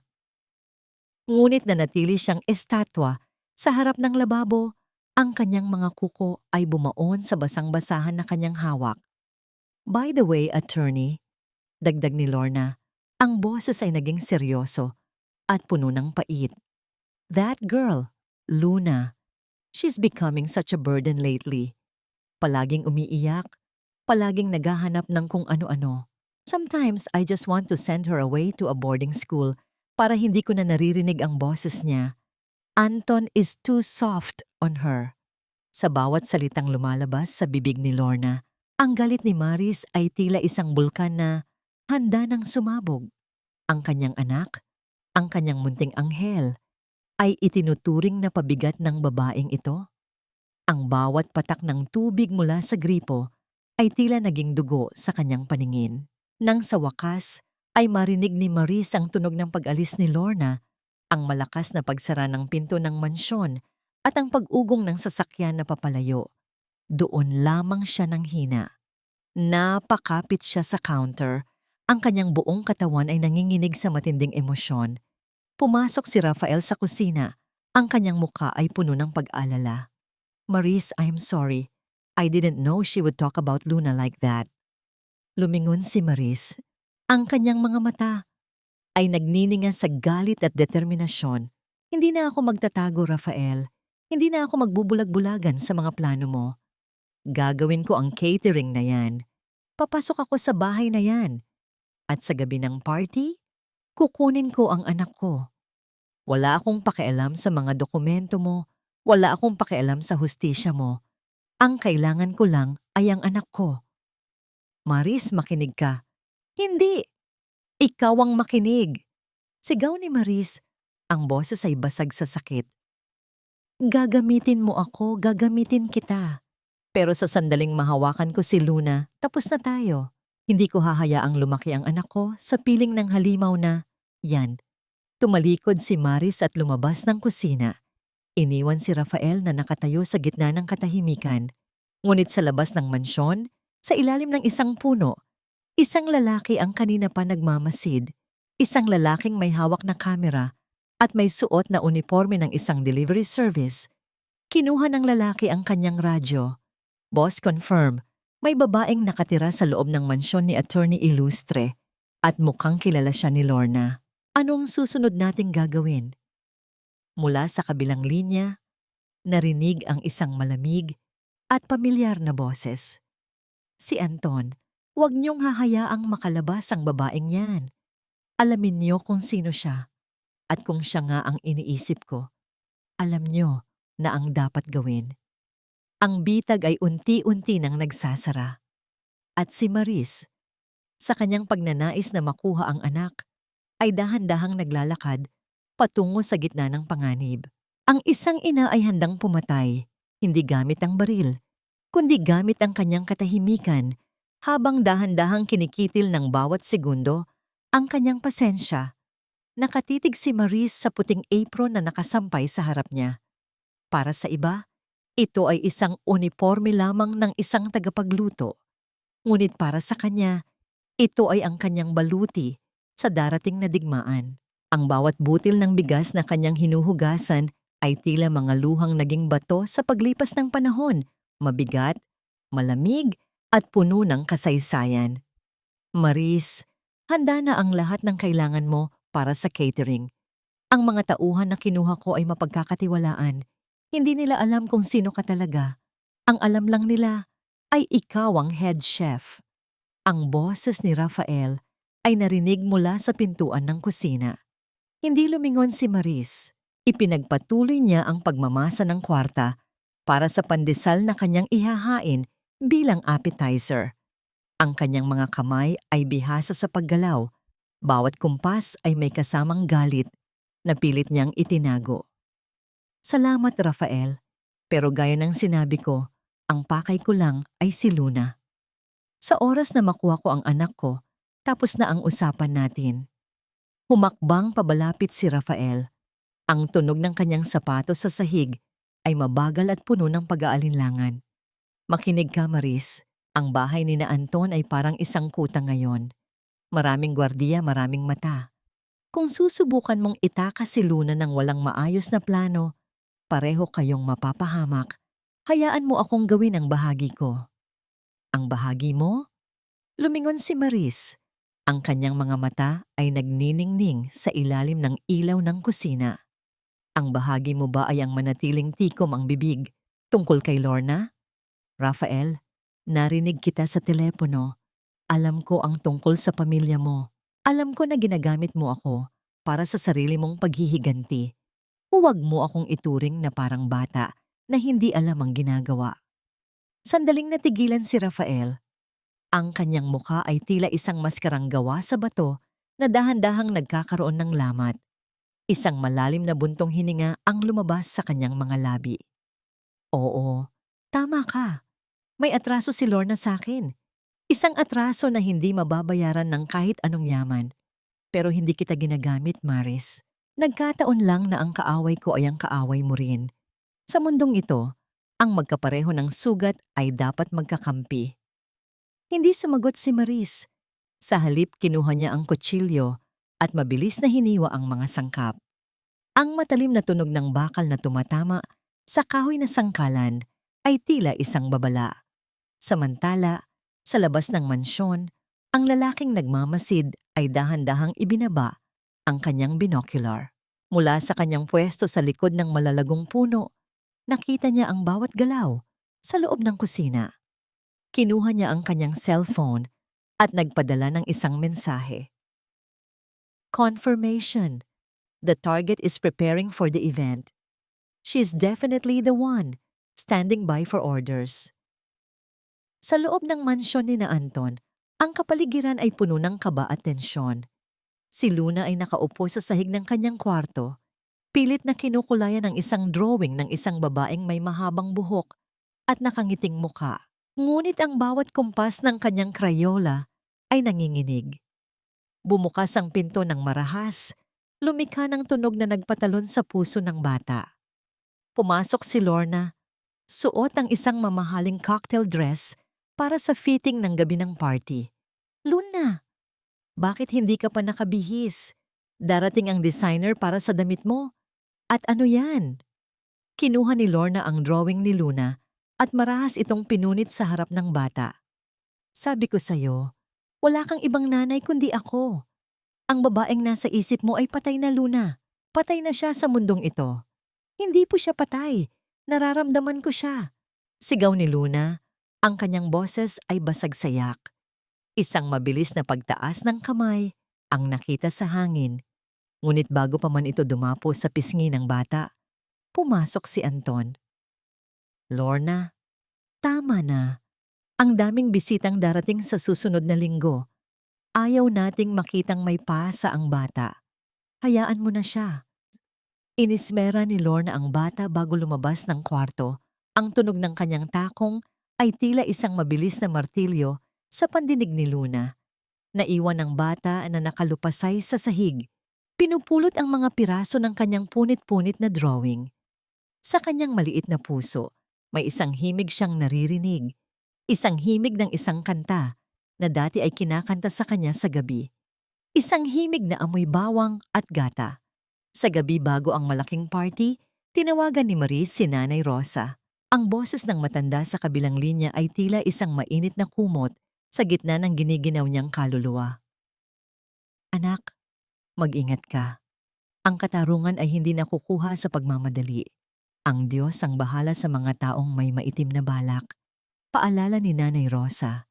Opo, tita. Pero hindi ko na kayang maghintay pa. Bukas ng gabi, magtatagpo ang landas namin ni Luna. Kahit anong mangyari, hindi ako babalik dito nang wala siya. Sagot ni Maris. Ang kanyang boses ay puno ng pait at pag-asa. Nang ibaba niya ang telepono, lumapit si Sofia sa kanya.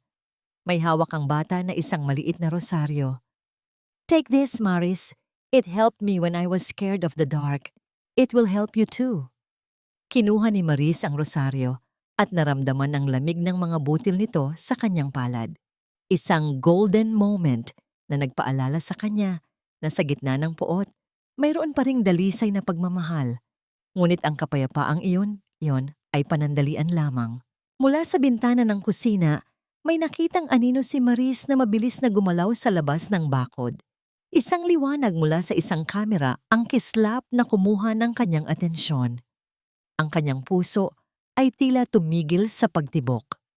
Alam na nila, alam na ni na Anton na narito siya. Napatayo si Maris, ang kanyang paghinga ay bumilis. Tumingin siya kay Rafael na noon ay abala sa kanyang laptop. Sasabihin ba niya? O ito ay bahagi pa rin ng plano ni Rafael?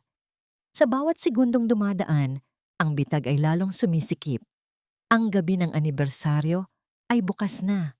At ang lahat ay nakahanda na para sa isang piging na mauuwi sa isang trahedya o sa isang himala. Ang tunog ng dambuhalang bakal na gate na bumubukas ay tila isang babala mula sa nakaraan. Ang bawat pag-ikot ng gulong ng puting catering van sa sementadong driveway ay nagdadala kay Maris pabalik sa lugar kung saan nagnakaw ang bawat kanto ng kanyang kaligayahan.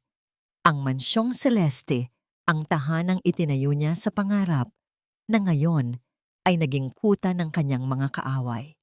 Ayusin niyo ang mga gamit. Bilis! Ayaw ni Mr. Celesteng late. Sigaw ng isa sa mga tauhan ni Rafael na siyang nagpapanggap na manager ng catering. Nakasunod si Maris, suot ang kanyang puting chef's jacket at isang malapad na toke na tumatakip sa bahagi ng kanyang noo. May suot din siyang face mask, isang bagay na hindi nakatakataka sa mga kusinero sa panahong ito. Ang kanyang mga mata lamang ang nakikita, ang mga matang puno ng apoy, ngunit may bahid ng takot sa bawat sulok. Pagpasok niya sa kusina, tila tumigil ang mundo. Lahat ay pamilyar, Ang pagkakaayos ng mga cabinet, ang amoy ng mamahaling sabon na panlinis hanggang sa gasgas sa gilid ng island counter na siya mismo ang nakagawa noong bagong lipat sila. Ang bawat hibla ng kanyang pagkatao ay gustong sumigaw, gustong bawiin ang bawat gamit na kanyang hinahawakan. Ngunit kailangan niyang manatiling tahimik. Siya ngayon ay si Chef Elena, isang estranghero sa sarili niyang pamamahay. Chef, nasaan na ang mga appetizer? Darating na ang mga bisita sa loob ng 30 minuto. Utos ng manager. Dahan-dahang kumilos si Maris. Sinimulan niyang ihanda ang mga mini empanada at bruschetta. Ang kanyang mga kamay ay bihasa, ngunit ang kanyang pandinig ay nakatutok sa bawat tunog sa labas ng kusina. Narinig niya ang tawanan ng mga bisita, ang kalansing ng mga baso ng wine, at ang tugtog ng isang quartet sa sala. Ang bawat tunog ng kasiyahan ay tila isang insulto sa kanyang 6 na taong pagdurusa. At doon, narinig niya ang boses na tila isang kuryenteng gumapang sa kanyang balat. I want the salmon served exactly at 8:00 ng gabi. And make sure the champagne is chilled to perfection. Ang boses ni Lorna ay puno ng kapalaluan. Naririnig ang tunog ng kanyang mga mamahaling takong na tumatama sa sahig, papalapit sa kusina. Mabilis na yumuko si Maris, kunwari ay abala, sa pag-aayos ng garnish. Pumasok si Lorna sa kusina. Dala-dala ang amoy ng matapang na pabango na tila sumasakal sa hangin. Is everything ready? Sino ang head chef dito? Tanong ni Lorna habang tinitingnan ang bawat sulok ng kusina na parang isang reyna na nag-iinspeksyon ng kanyang mga alipin. Dito po, ma'am. Ito po si Chef Elena. Sagot ng manager habang itinuturo si Maris. Hindi tumingin si Maris. Nanatili siyang nakayuko. Naramdaman niya ang presensya ni Lorna sa kanyang tabi. Ang bawat segundong lumilipas ay tila isang taon ng paghihirap. You, bakit hindi ka tumitingin sa akin kapag kinakausap kita? Ganyan ba ang asal ng mga taga-catering ni Attorney Ilustre? Matalim na tanong ni Lorna. Huminga ng malalim si Maris. Pilit na pinapakalma ang kanyang nanginginig na mga kamay sa ilalim ng counter. Pasensya na po, ma'am. Masyado lang pong focused sa pagluluto. Ayaw ko po kasing mapahiya kayo sa mga bisita nyo. Natigilan si Lorna. Tila may pamilyar na bagay sa boses ni Maris. Kahit napilit itong binago ng huli, pinaningkita ni Lorna ang kanyang mga mata. Sinusubukang silipin ang mukha sa likod ng maskara. Ngunit bago pa man siya makagawa ng hakbang, isang tinig mula sa pinto ang bumasag sa tensyon. Lorna! The mayor is here. Hinahanap ka niya sa sala. Boses iyon ni Anton. Inismira ni Lorna ang chef bago tumalikod. Make sure it's perfect or you won't get paid a single centavo. Nang makaalis si Lorna, muntik nang matumba si Maris. Napakapit siya sa lababo, hinahabol ang kanyang hininga. Ngunit sa gitna ng kanyang panghihina, may nakita siyang isang figura sa labas ng pintuan ng kusina. Isang maliit na bata. Si Luna. Ang bata ay nakasuot ng isang kulay rosas na damit. Ngunit ang kanyang mga balikat ay nakalaylay. Hawak-hawak nito ang isang maliit na manikang gawa sa basahan. Ang manikang ginawa ni Maris sa kulungan na itinapon ni Anton noon sa semento. Paano napunta yon sa bata?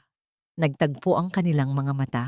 Sa unang pagkakataon sa loob ng 6 na taon, nakita ni Maris ang kanyang anak ng malapitan nang walang humahadlang na salamin o rehas. Ang puso ni Maris ay tila sasabog sa sobrang pagnanais na yakapin ng bata. Naamoy ng buhok nito na humingi ng tawad sa lahat ng taon na nawala siya. Dahan-dahang lumapit si Luna sa pintuan ng kusina. Ang bango po ng niluluto nyo. Amoy tsampurado po na may gata. Napaluha si Maris sa likod ng kanyang maskara. Ang tinig ng kanyang anak ay ang tanging musika na gusto niyang marinig habang buhay. Dahan-dahang kumuha si Maris ng isang maliit na cupcake at inilagay ito sa isang plato. Lumuhod siya para magpantay sila ng bata. Para sa'yo ito, munting prinsesa, bulong ni Maris. Ang kanyang boses ay nanginginig sa pagsisikap na huwag humagulgol.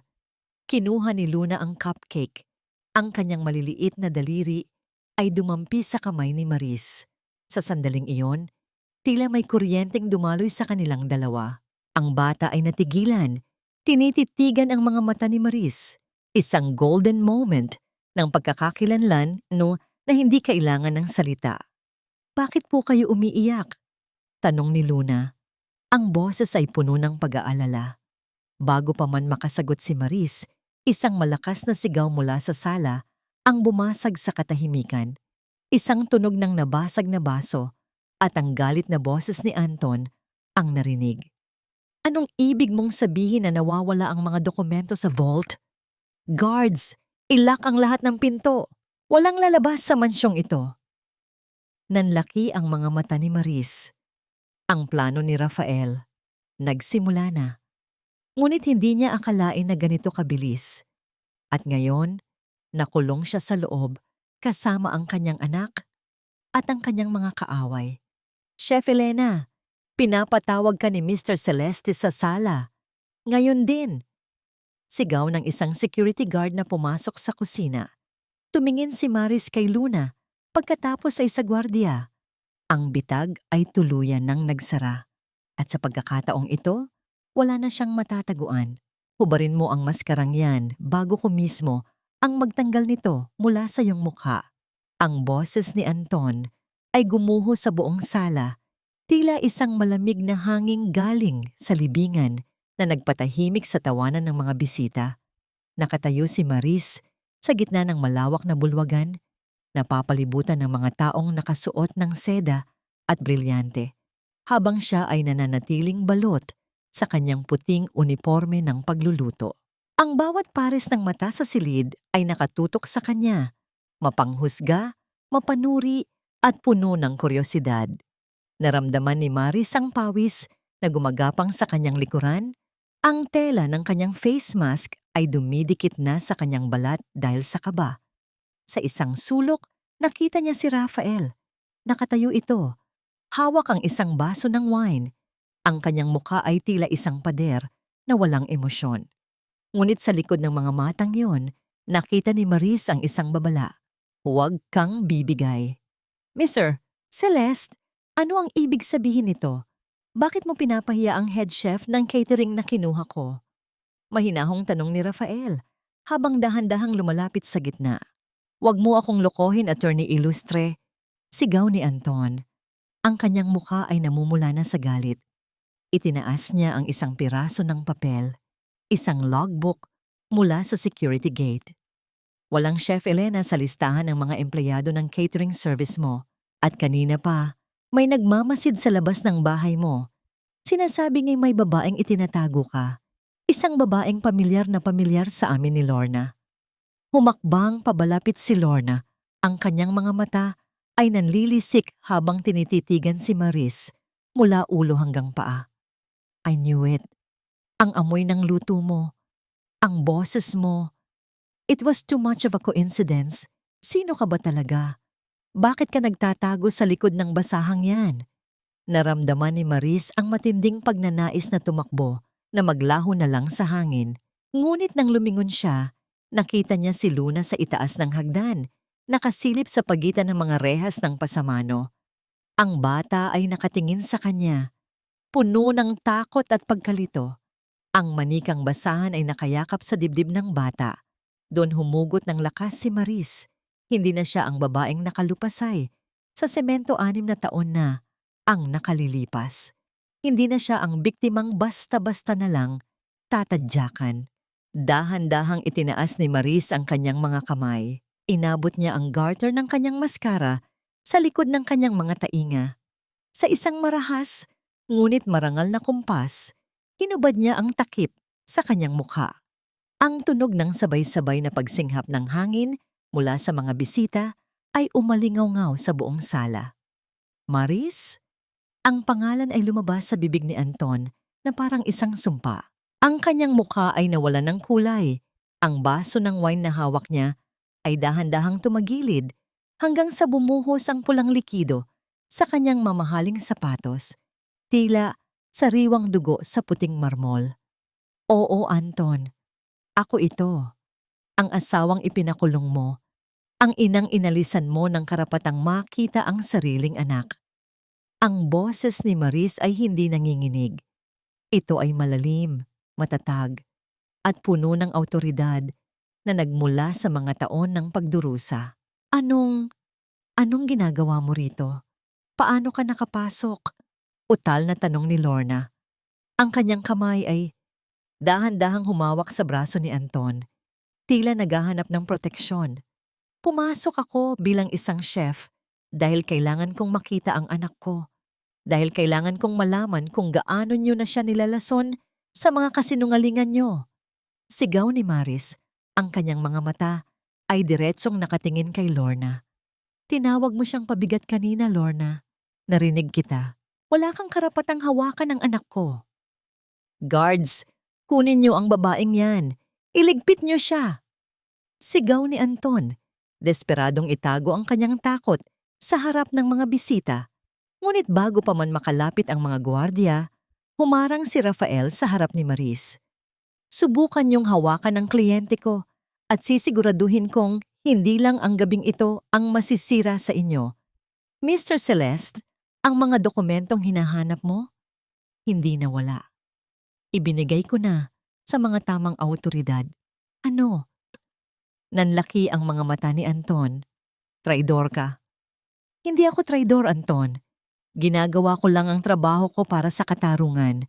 Malamig na tugon ni Rafael. At para sa pamilya ko na sinira ni Lorna, 10 taon na ang nakalilipas. Nabalot ng kaguluhan ng buong mansyon. Ang mga bisita ay nagsimulang mag-unahan palabas. Sa gitna ng ingay at gulo, nakita ni Maris ang pagkakataon. Tumakbo siya patungo sa hagdan. Luna! Anak! Sigaw ni Maris. Ngunit bago pa man niya marating ang anak, hinablot ni Lorna ang braso ni Maris at marahas siyang itinulak pabalik sa sahig. Ang tunog ng pagkakaladkad ng sapatos ni Lorna sa sahig ay mabilis. Hindi mo makukuha ang batang yan. Akin si Luna. Akin ang lahat ng sayo. Bumagsak si Maris. Ang kanyang siko ay tumama sa matigas na marmol. Ngunit mabilis siyang bumangon. Ang galit sa kanyang puso ay tila naging pisikal na lakas. At doon, isang sigaw ang nagpahinto sa lahat. Mami! Si Luna. Ang bata ay mabilis na bumaba sa hagdan, nilampasan ang kanyang ama, nilampasan ang mga gwardya, at diretsyong tumakbo sa mga bisig ni Maris. Ang tunog ng maliliit na paa sa marmol ay tila isang himala. Niyakap ng bata si Maris ng buong higpit. Ang kanyang maliliit na kamay ay nakabaon sa puting jacket ng ina. Mommy, I know it's you. I know the smell of your hands. Hagulgol ni Luna. Niyakap ni Maris ang anak. Ang kanyang mga luha ay bumuhos na parang ulan. Sa wakas, ang yakap na ninanais niya sa loob ng 6 na taon, isang golden moment na nagpatigil sa mundo para sa kanilang dalawa. Ngunit ang kapayapaan ay panandalian. Narinig ni Maris ang tunog ng pagkasa ng baril. Bitiwan mo ang bata, Maris.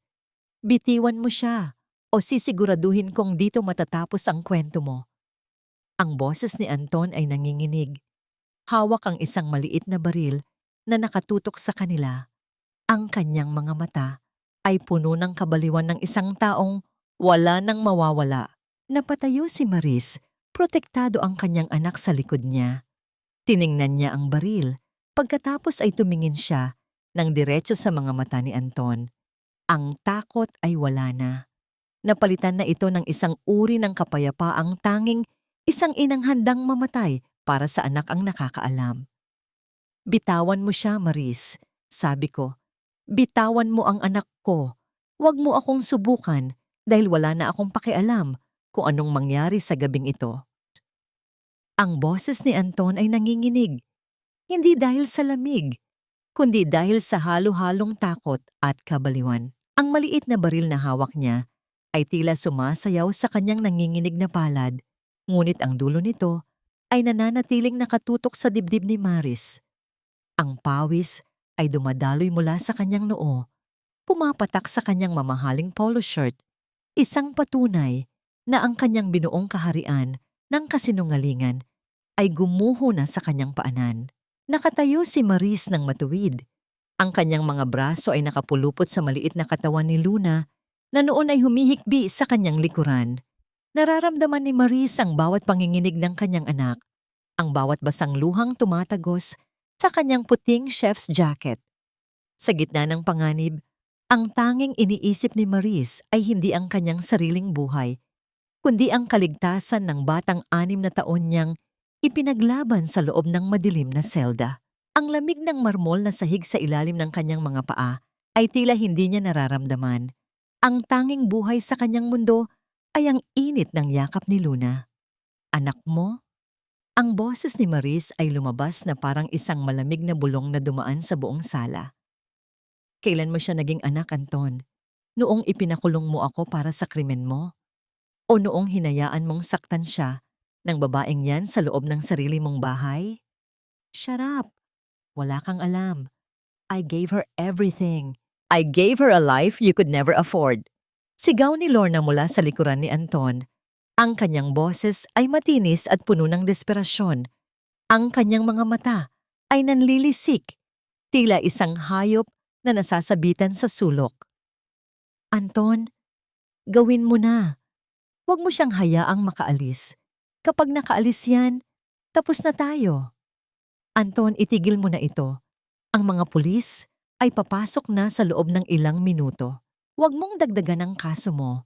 Seryosong sabi ni Rafael habang dahan-dahang humahakbang pabalapit. Ang kanyang mga kamay ay nakataas bilang tanda na wala siyang armas. Isipin mo si Luna. Gusto mo bang makita ng anak mo na nagiging mamamatay tao ang kanyang ama? Napatitig si Anton kay Rafael pagkatapos ay kay Luna. Ang kanyang mga mata ay puno ng kalituhan. Ngunit bago pa man siya makasagot, isang mabilis na paggalaw mula kay Lorna ang nagpabago sa lahat. Tinangka ni Lorna na agawin ang baril mula kay Anton upang siya mismo ang tumapos sa laban. Akin na yan, Anton. Kung hindi mo kaya, ako ang gagawa. Sigaw ni Lorna. Nagkaroon ng mabilis na pag-aagawan. Ang tunog ng mga sapatos na kumikiskis sa marmol ay mabilis at magulo. Sa gitna ng gulo, isang malakas na tunog ang bumasag sa katahimikan ng mansyon. Ang tunog ng isang putok ng baril na tumama sa malaking chandelier sa itaas. Ang mga kristal ay dahan-dahang bumagsak, lumilikha ng isang ulan ng kumikinang na bubog na parang mga luhang gawa sa salamin. Mabilis na itinumba ni Maris si Luna sa ilalim ng isang matibay na mesa. Ginamit ang sariling katawan bilang pananggalang laban sa mga bumabagsak na panganib.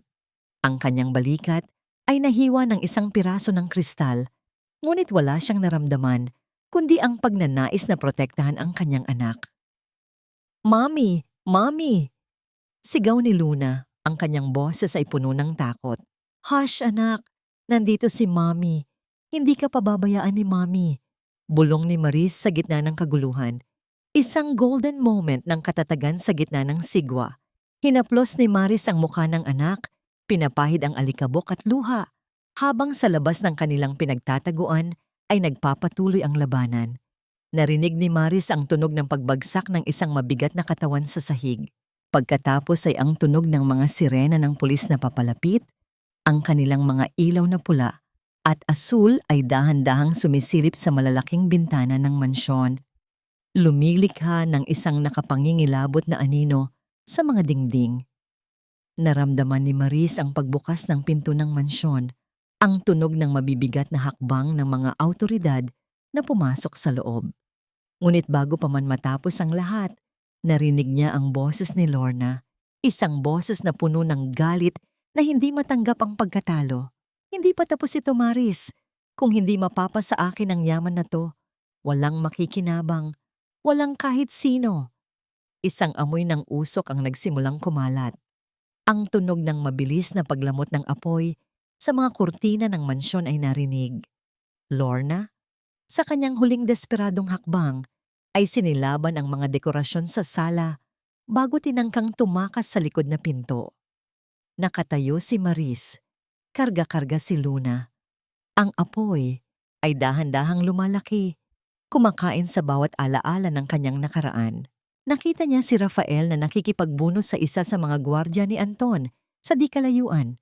Tumingin si Maris sa paligid. Ang kanyang dating tahanan ay nagiging isang impyerno. "Rafael, ang apoy!"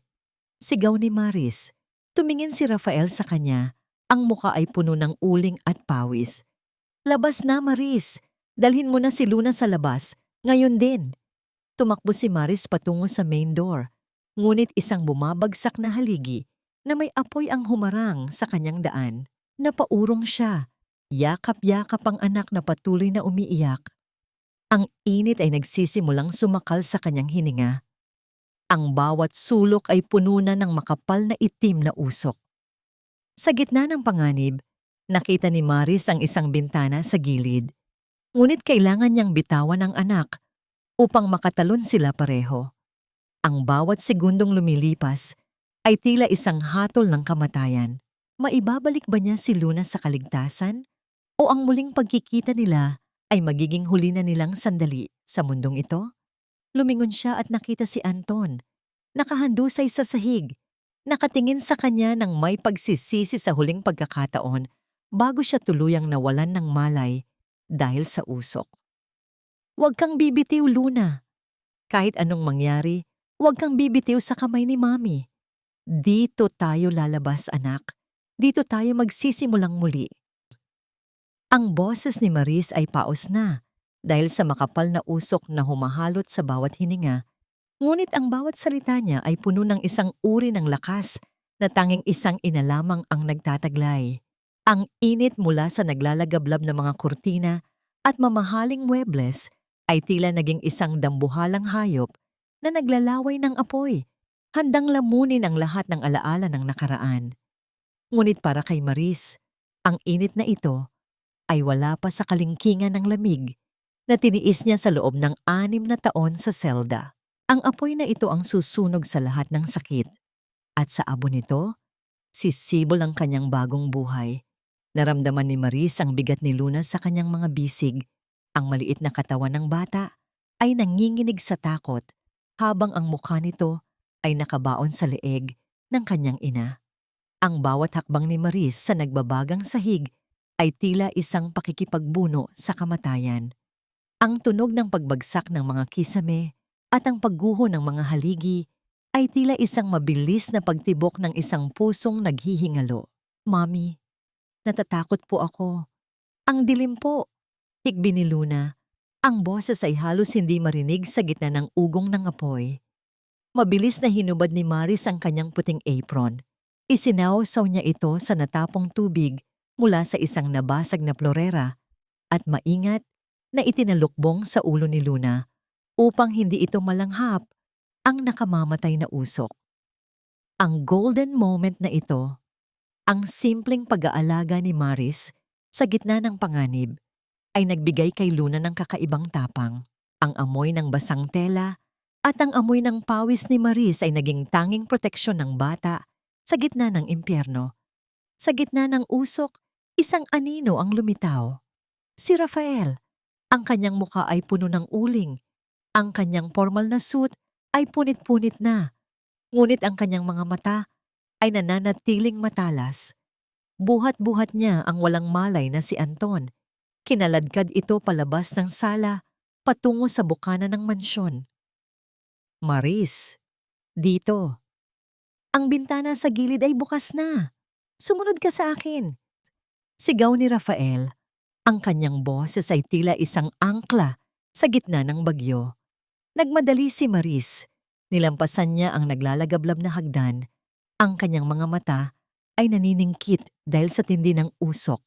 Nang marating nila ang bintana, naramdaman niya ang sariwang hangin mula sa labas. Isang hangin na amoy ulan at kalayaan. Inabot ni Rafael ang mga kamay ni Maris. Tinulungan siyang mailabas si Luna bago siya mismo ang tumalon patungo sa malambot na damuhan ng kanilang hardin. Ang tunog ng malakas na pagguho ng buong bubong ng mansyon ang sumalubong sa kanila sa labas. Isang malaking pagsabog ng mga baga at usok ang pumaimbulog sa langit. Tila isang huling hininga ng isang kuta na binuo sa kasinungalingan. Nakahandusay si Maris sa damuhan, yakap-yakap si Luna habang pinapanood ang paglamon ng apoy sa bahay na dati niyang pangarap. Sa di kalayuan, nakita ni Maris ang mga pulis na pinalilibutan ng isang babaeng nagwawala. Si Lorna, nakaposas na ang mga kamay nito. Ang kanyang mamahaling damit ay puno ng dumi at ang kanyang mukha ay tila isang maskara ng kabaliwan. Sumisigaw siya, isinusumpa ang lahat, ngunit wala nang nakikinig sa kanya. Ang kanyang tinig ay nalunod sa tunog ng mga sirena ng bumbero. Lumapit si Rafael kay Maris, hapon na rin ang katawan. Inilapag niya si Anton sa tabi nila. Buhay pa si Anton, ngunit mahina na ang paghinga nito. Tumingin si Maris sa lalaking dati niyang minahal, ang lalaking naging dahilan ng kanyang pagdurusa. Walang galit na lumabas sa kanyang puso, kundi isang malalim na awa. Awa para sa isang taong nagkaroon ng lahat, ngunit piniling mawala ang lahat dahil sa kasakiman. Tapos na, Maris, bulong ni Rafael habang hinahawakan ang balikat ni Maris. Nakuha na natin ang hustisya. Ang mga dokumento ay nasa kamay na ng mga awtoridad. Hindi na makakatakas si Anton at Lorna sa mga ginawa nila. Tumingin si Maris kay Luna, na noon ay mahimbing nang nakatulog sa kanyang kandungan dahil sa sobrang pagod. Hinaplos niya ang buhok ng anak. Dahan-dahan, puno ng pagmamahal. Ang gabi ay malamig, ngunit sa loob ng dibdib ni Maris, may isang bagong araw na sumisikat. Hindi lang hustisya ang nakuha ko ngayong gabi, Rafael, tugon ni Maris.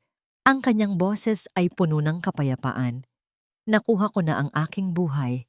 Nakuha ko na ang aking anak. Ngunit sa gitna ng katahimikan ng gabi, bago pa man sila tuluyang makapunta sa ambulansya, lumapit ang isang pulis kay Rafael. May iniabot itong isang maliit na folder na hindi nasunog, isang folder na nakuha mula sa kotse ni Lorna bago ito tinangkang tumakas. Attorney Ilustre, may nakita po kaming dokumento dito. Tungkol po ito sa inyong pamilya at sa tunay na dahilan kung bakit kayo kinuha ni Anton Celeste bilang abogado, sabi ng pulis. Napatigil si Rafael. Binuksan niya ang folder sa ilalim ng ilaw ng mga sirena. Ang kanyang muka ay biglang nagbago. Isang lihim ang muling nabuksan, isang lihim na maaaring magpabago sa lahat ng kanilang pinagsamahan ni Maris. Tumingin si Rafael kay Maris. Ang kanyang mga mata ay puno ng lungkot at pag-aalinlangan. Maris, may kailangan kang malaman tungkol sa ating nakaraan at kung sino talaga tayo sa isa't isa. Ang huling bugso ng hangin ay umihip, dala ang amoy ng abo at ang pangako ng isang bagong katotohanan. Maari na nga bang magpahinga si Maris o ang kanyang paglaya ay simula lamang ng isang bagong kabanata ng mga lihim? Ang bawat sugat ay may sariling panahon ng paghihilom. Hindi ito minamadali. Hindi rin ito pilit na binubura. Hinahayaan lang nating maging bahagi ito ng ating balat. Hanggang sa ang hapdi ay maging isang paalala na tayo ay nakaligtas. Lumipas ang 6 na buwan mula nang tupukin ng apoy ang mansyon ng mga Celeste. Ang amoy ng abo ay matagal nang nilayay ng hangin. Pinalitan ng samyo ng bagong pinitas na sampagita at ang halimuyak ng bawang na ginigisa sa munting kusina ni Maris. Ngunit sa umagang ito, ang sikat ng araw na tumatagos sa bintana ay tila mas maliwanag, mas mainit, at mas puno ng pangako. Nakatayo si Maris sa harap ng kanyang sariling restaurant, ang kusina ni Maris at Luna. Hindi na ito isang barong-barong sa gilid ng eskinita, kundi isang maayos at magandang kainan na dinadayo ng mga tao dahil sa kanyang mga putaheng may dalang kwento. Suot niya ang kanyang malinis na puting uniforme, hindi na bilang isang nagtatagong chef, kundi bilang may-ari ng sarili niyang tadhana. "Mommy, look! I finished the table settings!" Masayang sigaw ni Luna habang maingat na inilalagay ang mga kubyertos sa ibabaw ng mga lamesang gawa sa matibay na kahoy. Ang bata ay masigla na. Ang mga mata ay nagniningning sa katuwaan At ang kanyang pisngi ay muling nagkaroon ng kulay ng kalusugan. Niyakap ni Maris ang anak, isang mahigpit at matagal na yakap. Napakagaling mo, Luna.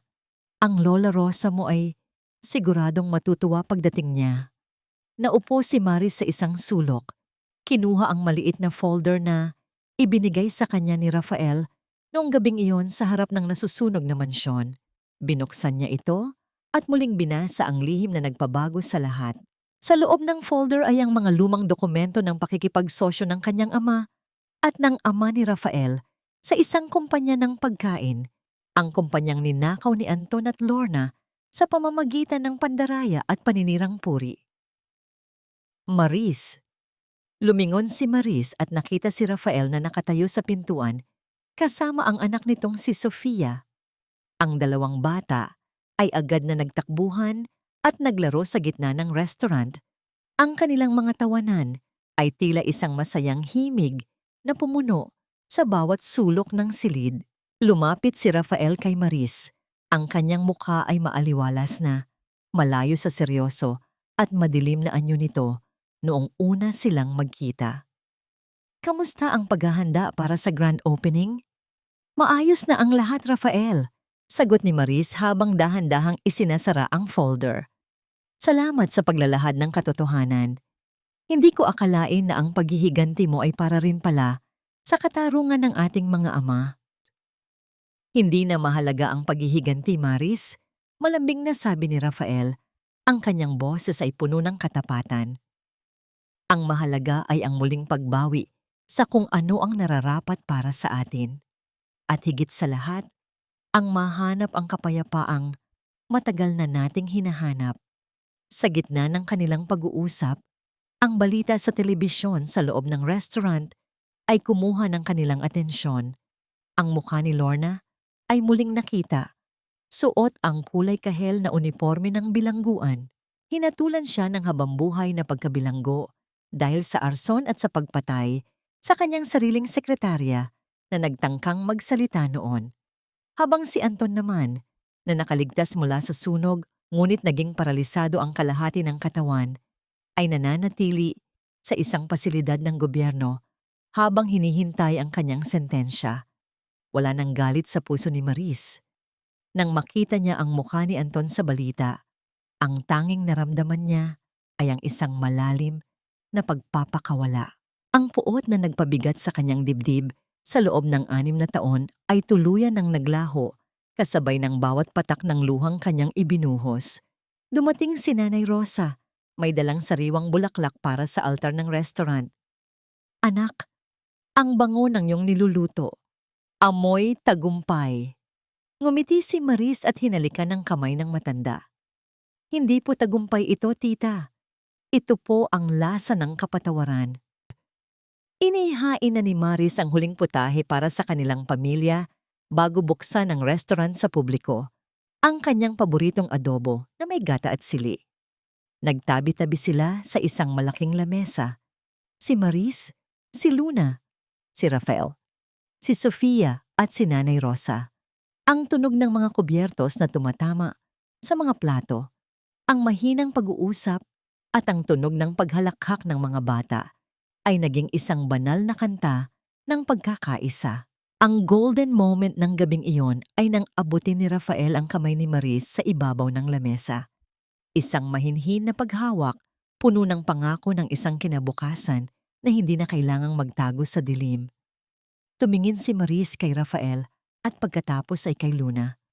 Sa wakas, ang kanyang mundo ay muling nabuo. Hindi na siya ang biktima, hindi na siya ang bilanggo. Siya si Maris, isang ina, isang survivor, at isang babaeng natutong maghilom sa kabila ng lahat ng sakit. Habang dahan-dahang lumulubog ang araw sa labas, ang mga ilaw ng restaurant ay isa-isang bumukas. Tila mga bituing nagbibigay gabay sa mga taong naghahanap din ng daan pauwi. Ang bawat subo ng kanyang niluto ay isang paalala na ang buhay, kahit gaano kapait ang nakaraan, ay palaging may pagkakataong maging matamis muli. Mommy, I love you, bulong ni Luna habang nakasandal sa balikat ni Maris. I love you too, anak. Hinding-hindi na tayo muling magkakahiwalay, sagot ni Maris habang hinalikan ng noo ng kanyang anak. Ang lahat ay payapa na. Ang puot ay naging pagmamahal, ang dilim ay naging liwanag, at ang bawat luhang pumatak ay naging binhi ng isang bagong simula. Ang huling sinag ng araw ay dahan-dahang nagpapaalam sa abot-tanaw, nag-iiwan ng kulay ube at ginto sa langit na tila isang dambuhalang painting ng kapayapaan. Sa malawak na beranda ng bagong tahanan ni Maris, ang tanging naririnig ay ang mahinang kaluskos ng mga dahon ng puno ng mangga at ang malayong tunog ng mga alon sa dalampasigan.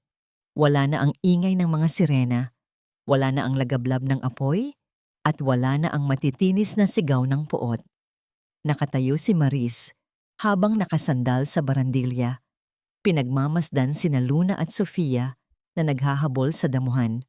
Ang kanilang mga tawa ay tila mga kristal na batingaw na nagpapadalisay sa hangin. Sa bawat takbo ni Luna, nakikita ni Maris ang batang dati ay natatakot at malungkot, na ngayon ay puno na ng buhay at sigla.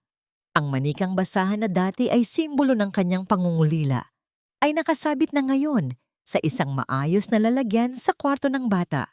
Isang paalala hindi ng sakit, kundi ng tibay ng kanilang ugnayan. Nagpatawad ka na ba talaga, Maris? Ang tanong ni Rafael ay narinig mula sa kanyang likuran. Lumapit ang lalaki. Dala ang 2 tasa ng mainit na tsa. Ang bango ng mansanilya ay humahalo sa sariwang hangin ng gabi. Huminga ng malalim si Maris bago sumagot.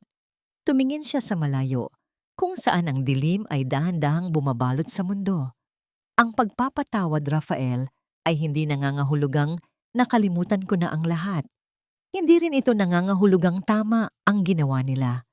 Ang pagpapatawad ay ang desisyon kong huwag nang hayaang saktan ako ng nakaraan sa bawat paggising ko sa umaga. Ibinigay ko na sa batas ang kanilang parusa at ibinigay ko na sa Diyos ang kanilang kaluluwa. Para sa akin, sapat na ang makita ang anak kong nakangiti ng walang takot. Hinawakan ni Rafael ang kamay ni Maris, isang mahinhin at matatag na haplos. Nakahanap ka na ba ng tunay na kapayapaan? Dito, sa piling nyo, dito ko nahanap ang kapayapaang akala ko ay nanakaw na sa akin habang buhay. Tugon ni Maris habang isinasandal ang kanyang ulo sa balikat ni Rafael. Ang kapayapaan ay hindi ang kawalan ng gulo, kundi ang pagkakaroon ng lakas na manatiling buo sa gitna ng anumang bagyo. Sa huling sandaling ito, ang kwento ni Maris ay hindi na tungkol sa paghihiganti. Ito ay naging isang awit ng pag-asa para sa bawat babaeng nakaranas ng pang-aapi, para sa bawat inang nawalan ng anak, at para sa bawat taong akala ay tapos na ang kanilang mundo. Ang aral na iniwan ng kanyang paglalakbay ay simple ngunit malalim. Ang pag-ibig ng isang ina ay ang pinakamalakas na puwersa sa mundo, at ang kakayahan nating muling buuin ang ating sarili mula sa abo ay ang tunay na milagro ng buhay. Ang gabi ay tuluyan ng bumaba.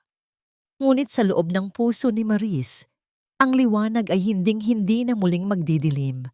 Ang bawat hapunan na pagsasaluhan nila, ang bawat kwentong ibubulong niya kay Luna bago matulog, at ang bawat ngiting ibibigay niya kay Rafael ay ang mga huling rekado na kukumpleto sa masarap na lasa ng kanyang bagong simula.